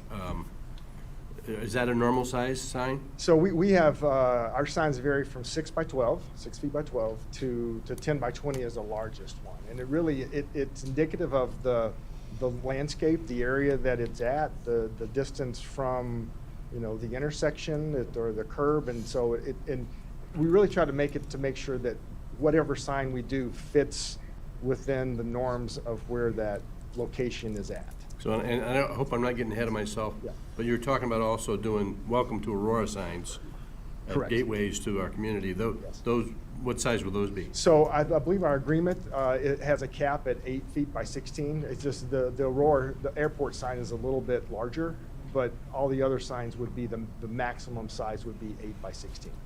So it wouldn't be any larger than that. Maybe I could just clarify. So each site is going to be very site-specific. So all our signs are 2 by 1 ratio, so it's a 6 by 12, 7 by 14, 8 by 16. But we have a maximum that we would be able to put any signs in the city of Aurora. And obviously, it has to fit the geographic location. We have to, abide by the safety triangle to make sure that there's no obstructions or anything of that nature. So a lot of applications we looked at with Trevor and Tracy are really 6 by 12, 72 square feet. And Alderman Donnell, there should be a representation in your packet. Once again, I apologize, I don't have it with me, but that should have been one of the exhibits in there. And you're exactly right. The airport sign is, I would say, atypical, much taller, much bigger than what we would consider those normal traditional gateway signs at key locations in the city. I hope that answers your question. Thank you, Alderman Mastianicos. Thank you, Mayor Pro Tem. I was showing Alderman Donnell, your signs are not really 6 or 7 foot, it's actually almost 12 feet, but I'm glad you made that clarification that it's also based on the triangle too. I want to ask a question to staff real quick. We have an ordinance, don't we, in regards to how many seconds, a minimum, that these signs or these images have to be projected? Alderman, that's a great I'm trying question. to go back to my Plan Commission days. I'm going to bring up Tracy Vasek, who is much more attuned to the ordinance than I am. Tracy Basic, Zoning and Planning. Yes, we do have a license that they will have to get for each of these. There is a 8-second max or minimum that they would have to keep them. Okay. So they're doing 10 seconds. So between 8 and 10 is usually. Would there be any theoretical or logical explanation they may come back for an extra slot and get these advertisements down to the 8 seconds and throw in an extra visual in that 8 slot that they have right now and make it a 9 slot? I can answer that. So IDOT has a limit of 10 seconds. So the IDOT doesn't allow movement on any type of outdoor advertising less than 10 seconds. So that's why we set the 10-second, because even if we came back to the city and wanted to do that, not that we would ever want to do that, but we're limited to IDOT that says we can't have movement less than 10 seconds. Okay, all right, appreciate that. So I guess my next question is, how many locations besides the airport are we looking to have them installed to right now? You have to have a number, right? Or no? That's a great question, Alderman. So we've been working with the team here for a while now, trying to find other locations. There's a lot of, I would say, barriers, constraints. For example, they can't be on scenic highways. So for example, Lake Street, as it bends through downtown and goes to Hill, which was, for example, what we thought was going to be great locations for gateway signs, they can't locate on there. We're also looking very closely, Tracy and I, we want to make sure that they're not right on the right-of-way line, right on the curb. You go to some municipalities, these can be closer to the road and feel a little bit like it's too close to you. That's not a good way to describe it. I'm getting all feely with my hands, but Boy, that sounds bad. We'll rewind that. Long story short, Alderman, we don't know the exact number, but I think because of constraints, there will not be that I don't know the number, but there won't be that many, if that helps, which it probably doesn't. No, it doesn't. It won't be, but not that many. That's. I'm trying to make a just metric leaves joke it open now, but still. no. I mean, can you just throw Yeah, a ballpark Tracy, do you wanna try? range, Please. number, Yeah, range? I or- mean, there's nothing in the agreement that is a set number. However, I would suspect it would be right around 10-ish.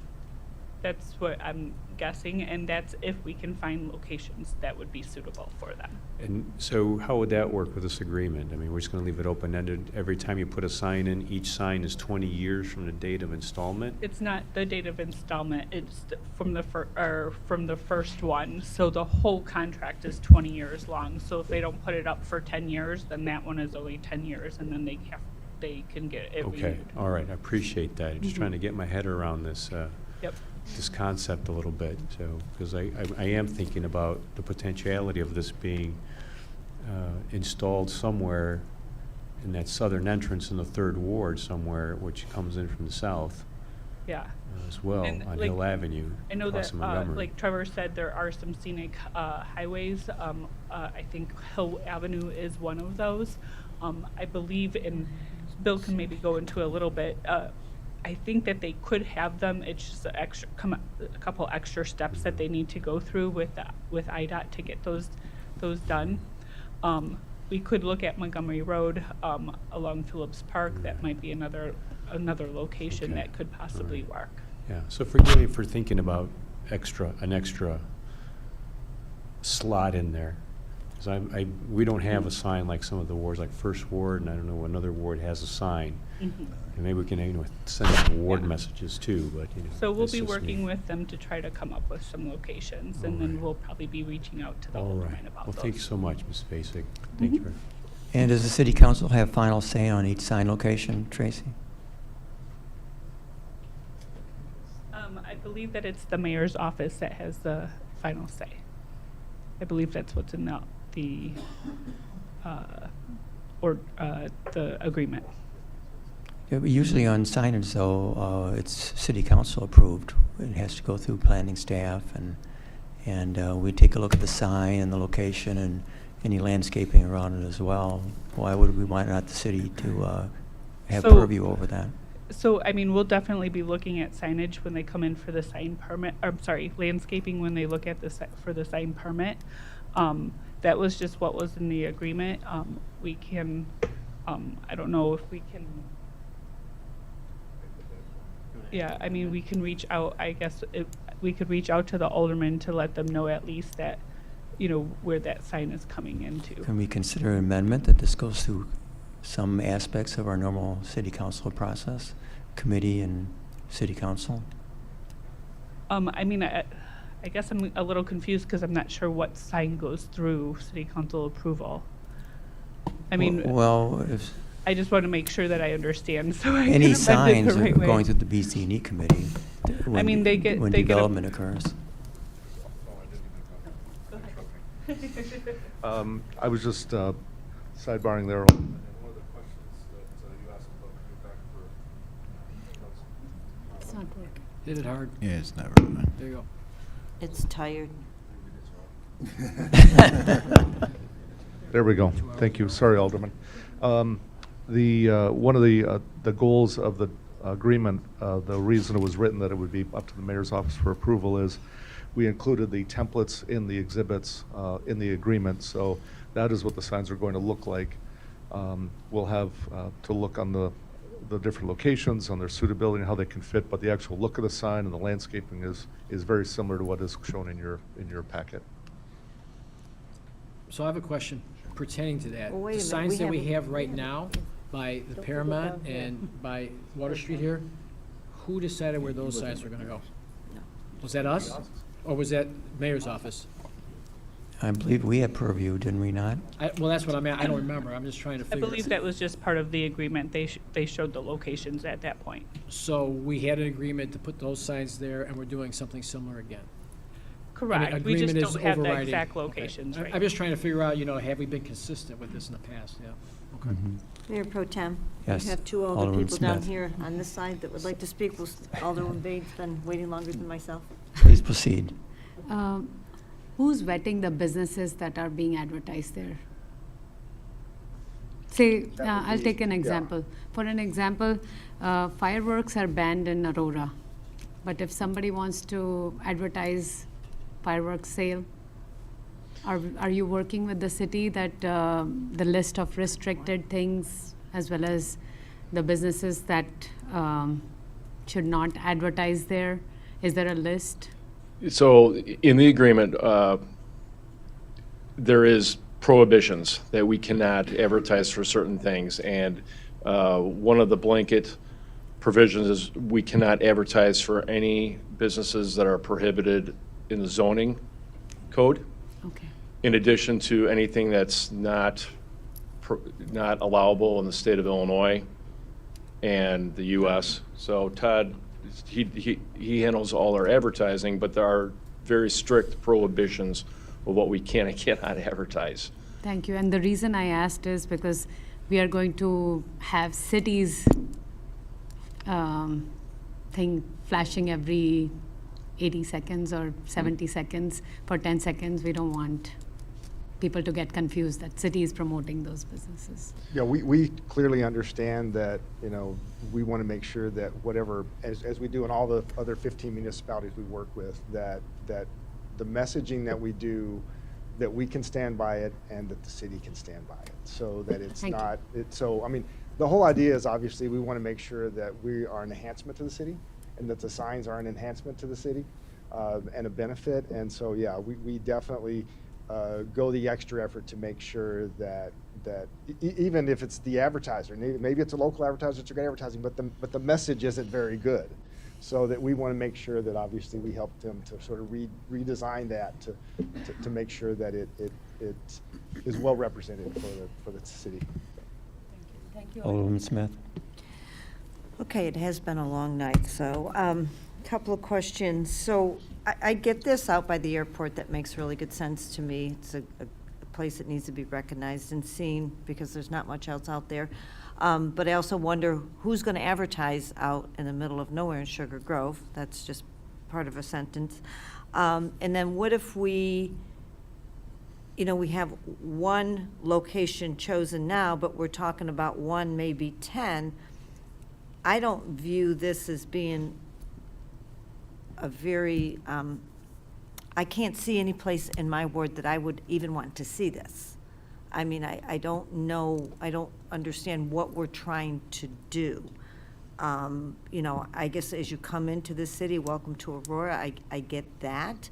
But I guess saying that there's going to be 10 of these signs around our city, I'm a little perplexed by that, and perplexed by the need of that.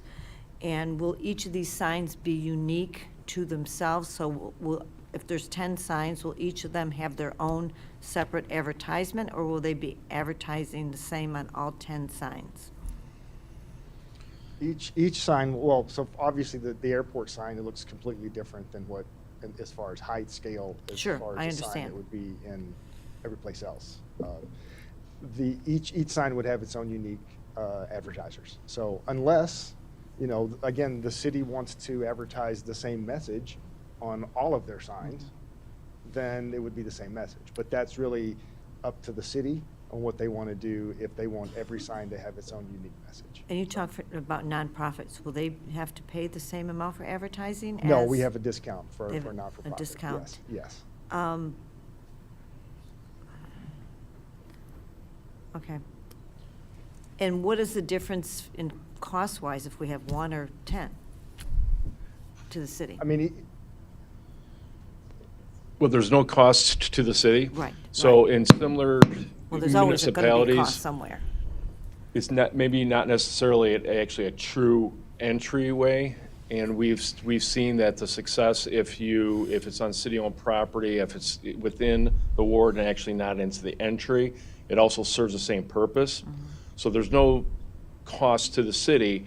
And maybe one other thing I'd like to add is the city message could change as much as they it wants.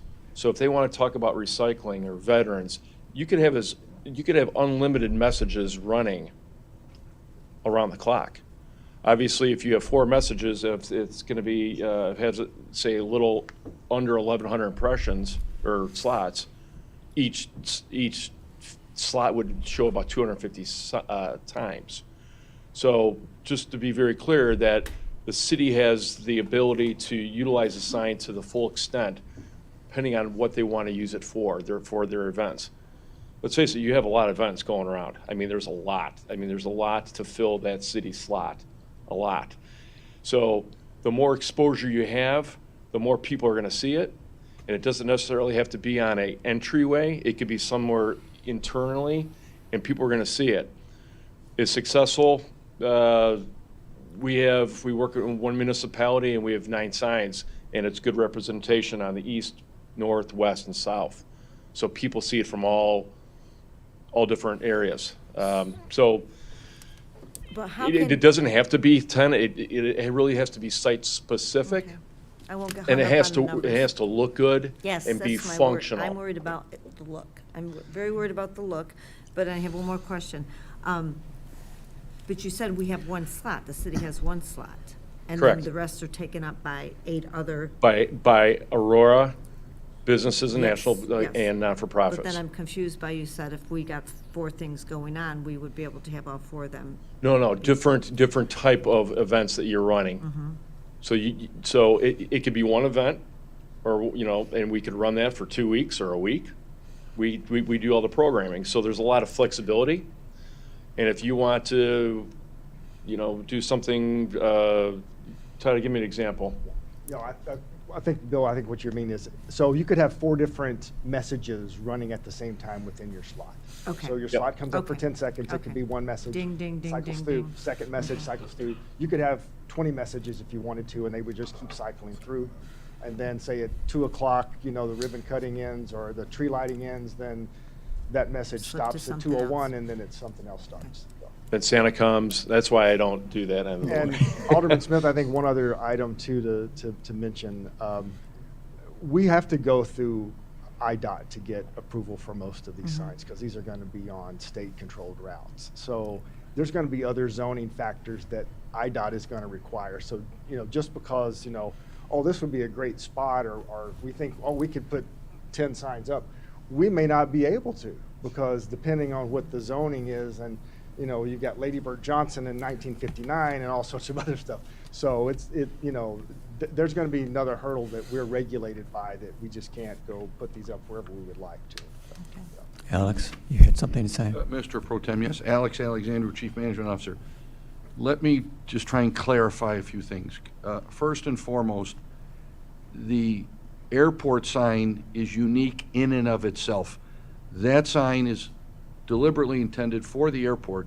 For several years, we've had budgeted to build a new sign out there. Route 30 is becoming increasingly busy with traffic. The airport is picking up traffic. And so we saw this as an opportunity to put a unique, attractive sign at no cost to the city.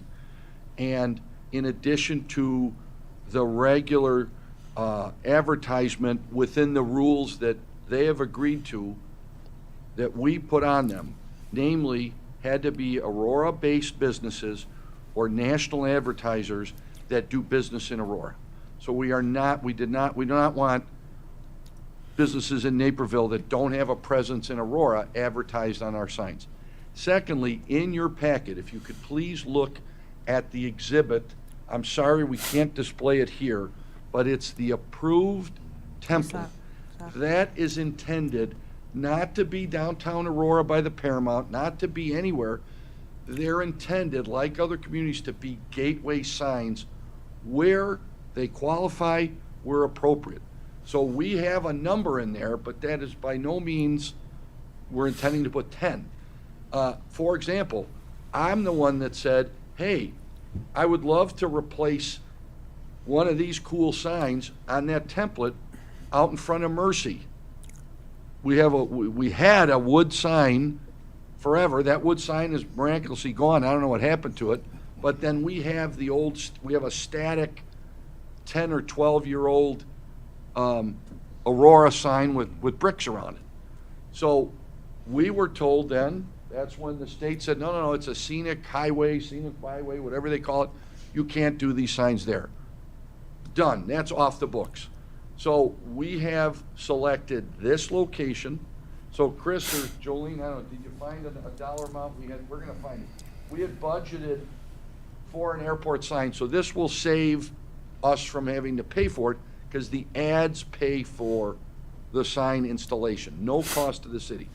We've also put in there standardized landscaping, standardized brick, resolution, and the look and feel. So what we're asking you to approve is the agreement with that as the template, plus we get the airport sign installed. Well, I had said when I first began speaking that I understood the airport, and I think that's great. I think it's a great spot. I don't want to call it an issue because it's not an issue. My question is, I just don't see them being at other places in Aurora. But you But seem to on- believe there are places Well, that we they have, can go. how many municipalities we looked at, a dozen or so, that have them strategically at gateways on main thoroughfares. And so the nice thing about that is you're exposed to high levels of traffic, and we get to rotate in, along with the advertising that they do at no cost, civic messages, events, special events, National Night Out, all of these things. And we do that to a certain extent on some of our ward signs, but we haven't even contemplated those at this point. We just want to try and get in this sign and a template for at least one boundary sign, but we're not sure any of the others qualify. But for example, if any of the existing ones, what's the one, is it in Ward 1? Down the road? That might be, but it's all going to be dependent on the factors being met that we have in the agreement, if that makes sense. It makes good sense. It's been a very long night. I do not mean to give you guys any kind of grief. I just had some questions, and if you guys think that this is what the city needs and it's not a cost to the city, then, you know, I'm on board. Mayor Pro Tem? Any other questions or discussion? Yes. Alderman Bug. Thank you. Now, I understand, and I appreciate my colleagues asking some of the questions, especially our Mayor Pro Tem. Yeah, I'm in agreement. You know, it is pretty standard that, you know, when a development at least comes in, there's a sign package in with that development, and that comes through the normal course of action committee, COW, and council. I see, you know, the roadways, and I'm envisioning from your airport sign, the other end of the world is Route 30 and 111th Street, what will be our new intersection at the edge of our world. So, as Mr. Barrero has a sign in his ward, I have a sign in my ward. Along the lines of what Alderman Seville said, I believe I would like for the council to approve the location. Definitely, I don't know how people feel about in Ward 1,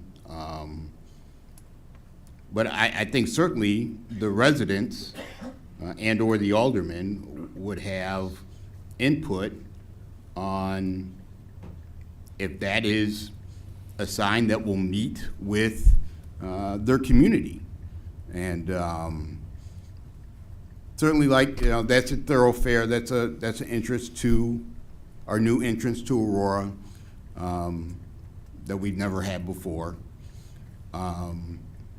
So definitely I see the vision of possibly looking at that location. But I believe that for us to have input and possibly the people of Ward 9, if it comes down to that in the future, to have input, I want them to be able to have that opportunity. So, Alderman Seville, you asked if, perhaps we should have oversight. I believe that we should, just like any other sign package that comes through any development, it goes to committee and we pass it. So, Tracy and Trevor, again, can we structure this with that language in mind? That it go to, I don't know, BZ&E committee? Yeah, we can amend the agreement to state something like that, or we can make it a condition of the agreement. Is there a motion? So moved. Second. Moved by Alderwoman Smith, second by Alderwoman Garza. Alex, you had something you wanted to say? May I say something on this? So Please. this is premised, that's why we've been intentionally so specific in this agreement.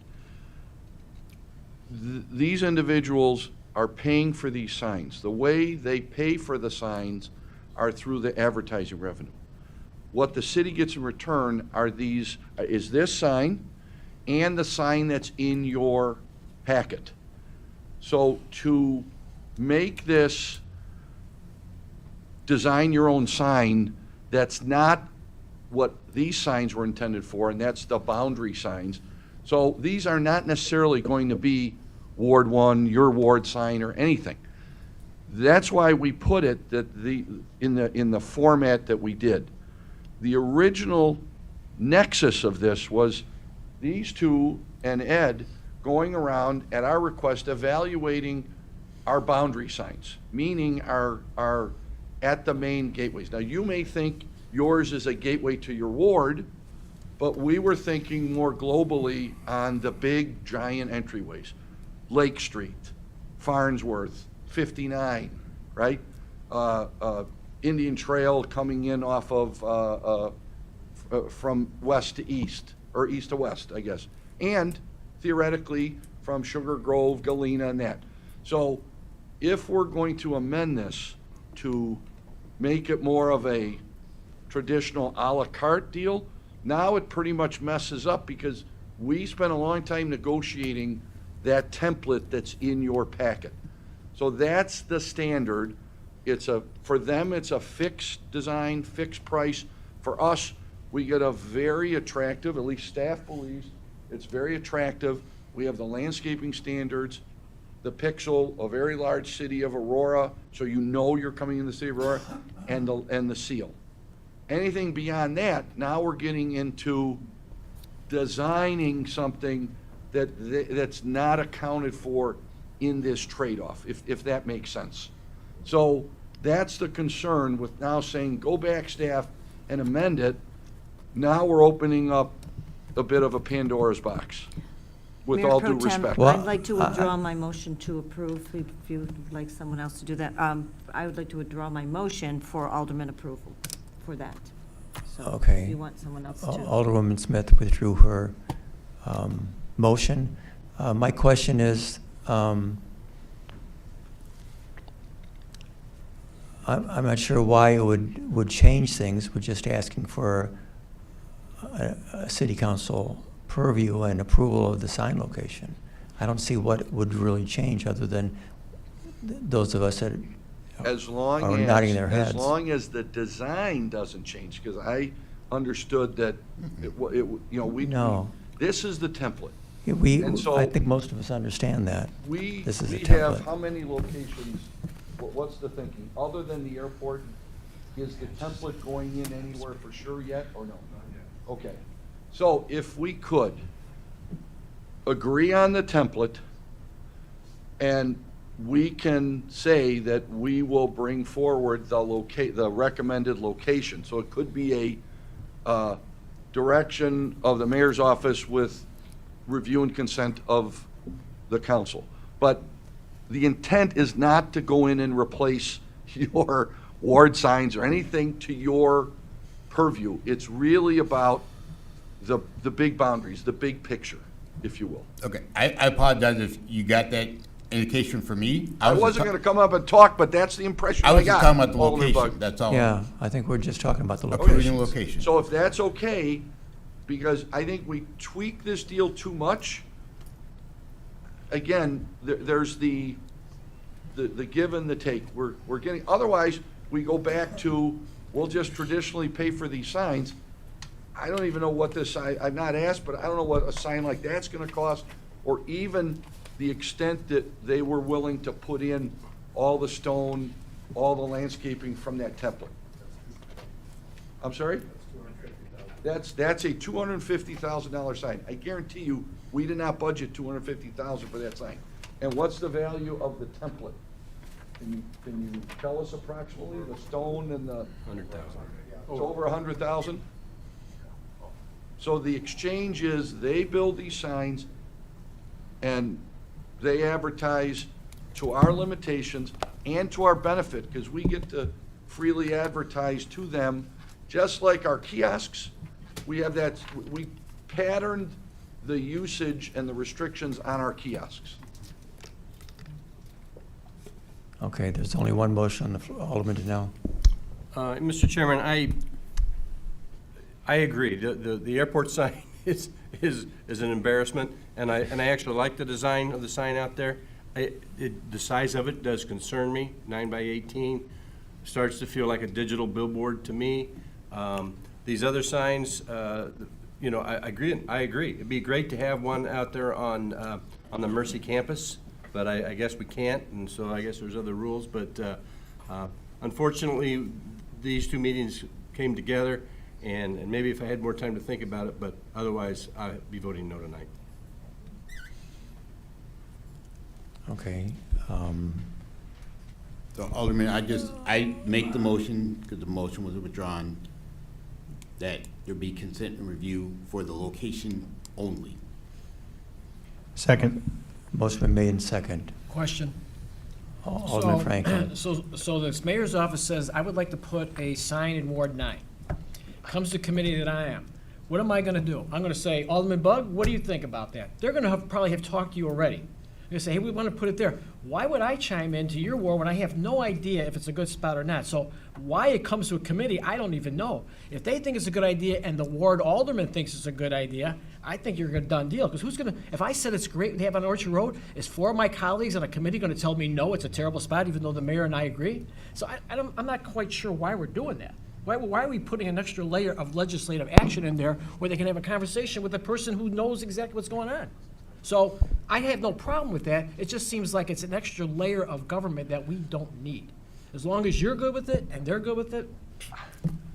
Well, I have to say, excuse me, I'm not, you currently have complete control of your ward signs. So there is no way, under this agreement, we're gonna come and do that.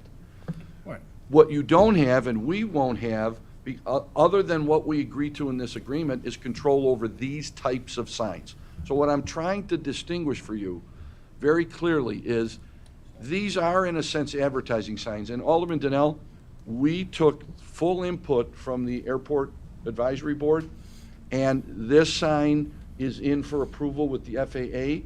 So far, it looks like it will get approved. If they come back and say, all right, it's 30 feet, make it 20 feet, we'll make the adjustment. But this is off a US state highway in an area where there's lots of traffic.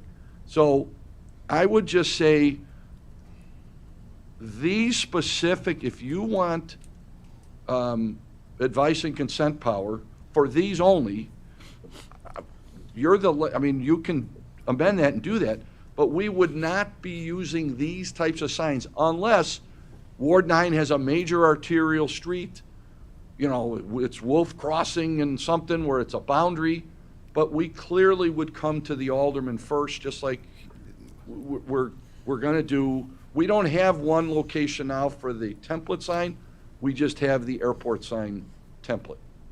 And that's, as you know, on property we own in Sugar Grove. Does that make sense? I hope I'm not beating a dead horse, but I'm trying to make the distinction for everybody. Any questions, Alex? Okay, we have a motion on the floor. Alderman Mestiakos? I just want to throw this in just to make sure, and I know we all know it already, and it's not just about the mayor's office and the alderman and going just committee.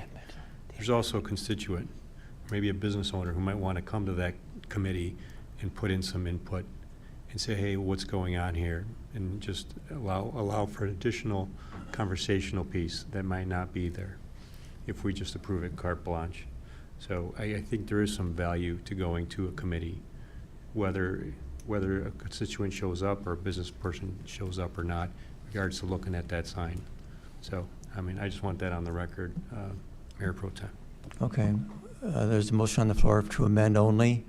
Any further discussion on that? If not, the clerk, please call the roll. Can you clarify the Yeah. what do motion?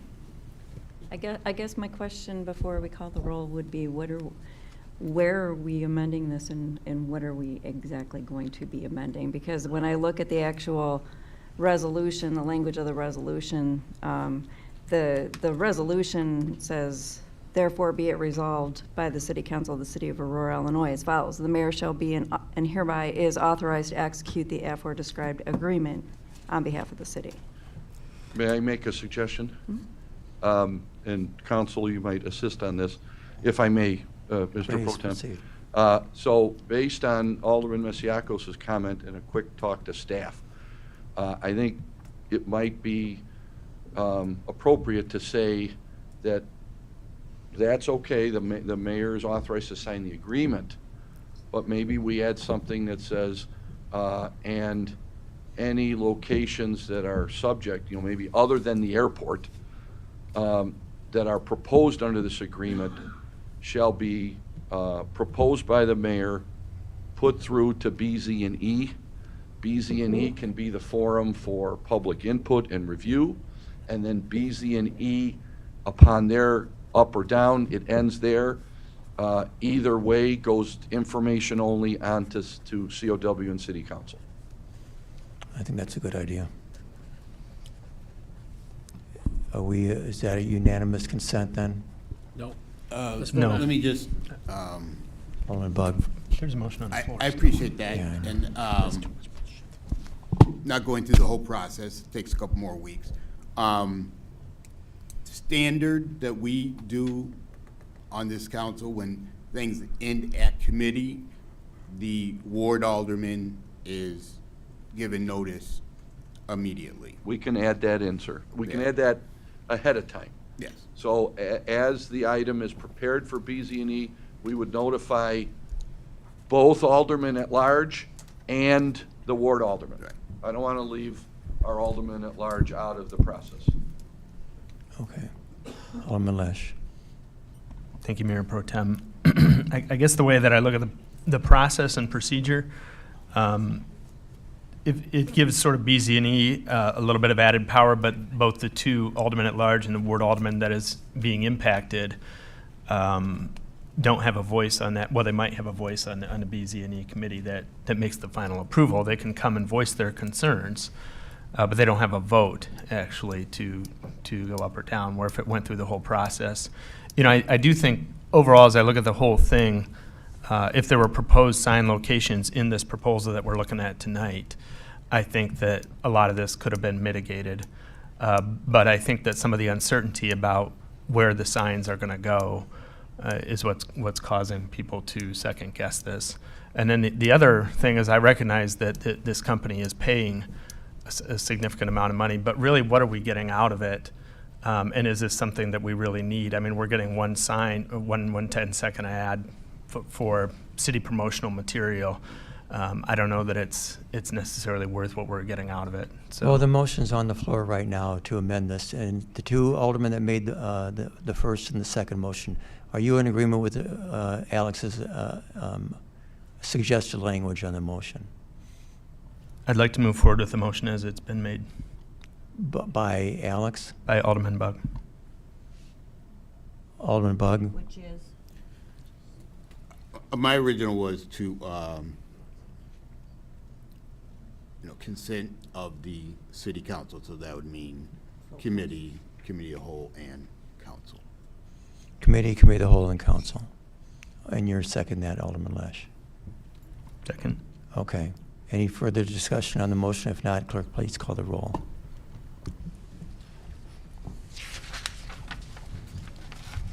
Mr. Mayor Pro Tem, we're just voting on this The amendment? amendment only. Thank you. Alderman Barrero? Yes. Alderwoman Garza. No. Alderman Masiacos. Yes. Alderman Donnell. No. Alderman Franco. No. Alderman Seville. Yes. Alderman Tolliver. No. Alderwoman Smith. No. Alderman Bug. Yes. Alderwoman Bade. Yes. Alderman Lash. Yes. Alderman Warman. No. 6 Tied. yes, 6 no. Motion tied, the motion is denied. Any further discussion on the actual resolution then? Hearing none, clerk, please call the roll. Tracy, did you want to say something? Yeah, the only other thing that I can think of that, that you guys can do is all of our final plans are final at BZE like normal, which would include the signage. They are appealable, so if somebody would want to appeal it, it would go to full city council. So we can consider this location as a final plan that would go to BZE, and then it would be able to be appealable to full city council if a alderman objected to the location. So moved. Motion been made and second by Alderman Bug, second by Alderman Tolliver. Question. Is that already Alderman baked Franco. into the cake? Do we have to make a motion on that? Isn't that what's going to happen anyway? I'm sorry, I'm really hungry. Did you say cake? You know what I'm saying, though? Tracy, is that already baked in, that we don't have to make a motion on this? Isn't that what's going to happen anyway, or is that something new? No, I mean, so technically, these are, right now, these locations do not have to go through anything. So what they're saying is they would like it to go through some kind of council. They would like to have it go through some kind of council approval.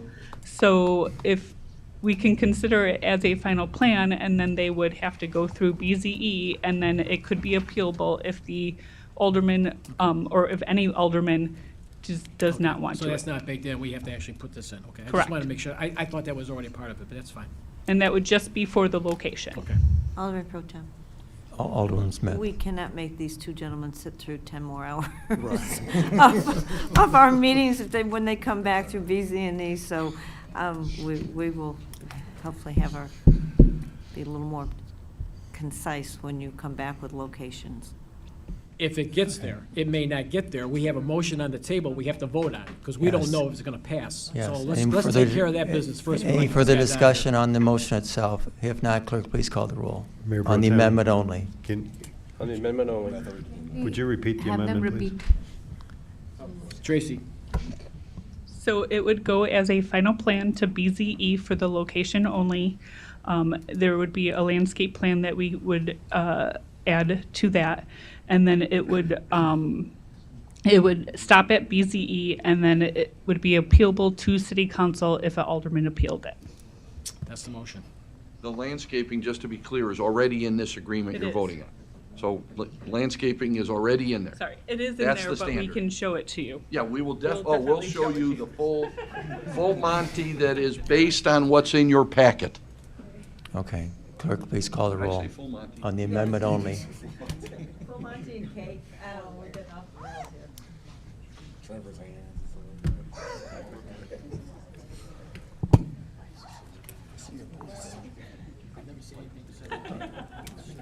Are we ready to proceed then? Just to clarify, this would be on the now therefore be it resolved, the language there, on behalf of the city, comma, the final plan for the location only would go to BZE along with the landscape plan and appealable to city council. So ahead of that is the mayor is authorized to sign the agreement. Locations subject to this agreement shall be whatever you just said, final, appealable to BZ&E, Okay, and we will add it. as in to that- the location only. Correct, so Correct. that is the amendment, as we all understand it, and it would be located in that last. That's the now. Alexandru Vasek amendment. See how that works. All right. How that works? Please call the roll. On the amendment only. Alderman Barrero. Yes. Alderwoman Garza. Yes. Alderman Masiacos. Yes. Alderman Donnell. Yes. Alderman Franco. No. Alderman Seville. Yes. Alderman Tolliver. No. Alderwoman Smith? No. Alderman Bug? Yes. Alderwoman Bade? Yes. Alderman Lash? No. Alderman Warman? 7-4, you're not gonna Then, no. I'm sorry, I couldn't hear.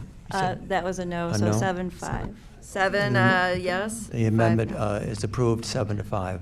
Any questions about the actual item before us this evening? If not, Motion to approve the actual item before us. We've talked about it we enough. we already have a motion on the floor, so clerk, please call the roll. Mayor Pro Tem. Just to clarify, it's approving the amended Yes. item. Correct. And we had a motion by Alderwoman Smith and second by Alderman Tolliver. Okay. Mayor Pro Tem. The original. Whole thing. Yes. Alderman Masiacos, did you say something? I like the concept all around. I don't have an issue with it. I really like the sign at the airport. I think it's going to work well, even with the 30 feet tall. My only concern is with these signs that are going to go into our gateways that are literally 12 foot by, actually 12 foot by 15 and a half feet wide, based on these designs that are given to us. And it's a real concern in regards to, it's not just a monitor. It's really not just a 6 by or 5.5 or whatever this monitor is. The whole thing is a monument. Whole thing is a sign. And my concern is the big sign. And that's why I wanted to have it go through the process where we had some level of input and control over how that was going to affect entry into our city and what our city looks like. It's like taking a billboard up off a pole and putting it on the ground, to me, unfortunately. So I will be voting no on this resolution. Thank you, Mr. Mayor Pro Tem. Any further discussion? If not, please call the roll. Alderman Barrero? Yes. Alderwoman Garza? Yes. Alderman Masiacos? No. Alderman Donnell? No. Alderman Franco? Yes. Alderman Seville? Yes. Alderman Tolliver? Yes. Alderwoman Smith? Yes. Alderman Bug? Yes. Alderwoman Bade? Yes. Alderman Lash? No. Alderman Warman? Yes. 9 yes, 3 no. Resolution is approved. Thank you, one and all. I think we need to get the mayor back in the room. Did he leave? the mayor back. We'll wait just in case. Get the mayor back, we get out of here. He knew. Thank you. Thank you. Thank you. Thank you. Took a nap. Council's all yours, Mayor.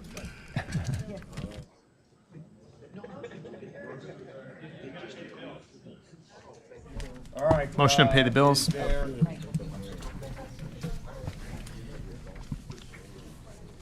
Is there a motion to? Motion to pay the bills. Pay the bills, all right. Second. There are no new business, no reports. There's been a motion by Alderman Smith, seconded by Alderman Tolliver.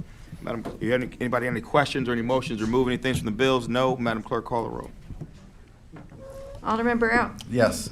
Alderwoman Garza? Yes. Alderman Masiacos? Yes. Alderman Donnell? Yes. Alderman Franco? Yes. Alderman Seville? Yes. Alderman Tolliver? Yes. Alderwoman Smith? Yes. Alderman Bug? Yes. Alderwoman Bade? Yes. Alderman Lash? Yes. Alderman Warman? Yes. 12 yes, 0 no. Motion carries. The bills are approved. No need for a adjourn. closed So session. There's been a moved. motion to adjourn by Alderman Franco, seconded by Alderman Smith. This meeting is hereby adjourned. Happy holidays, one and all. I'll see y'all in 2025. Happy holidays. Merry Christmas.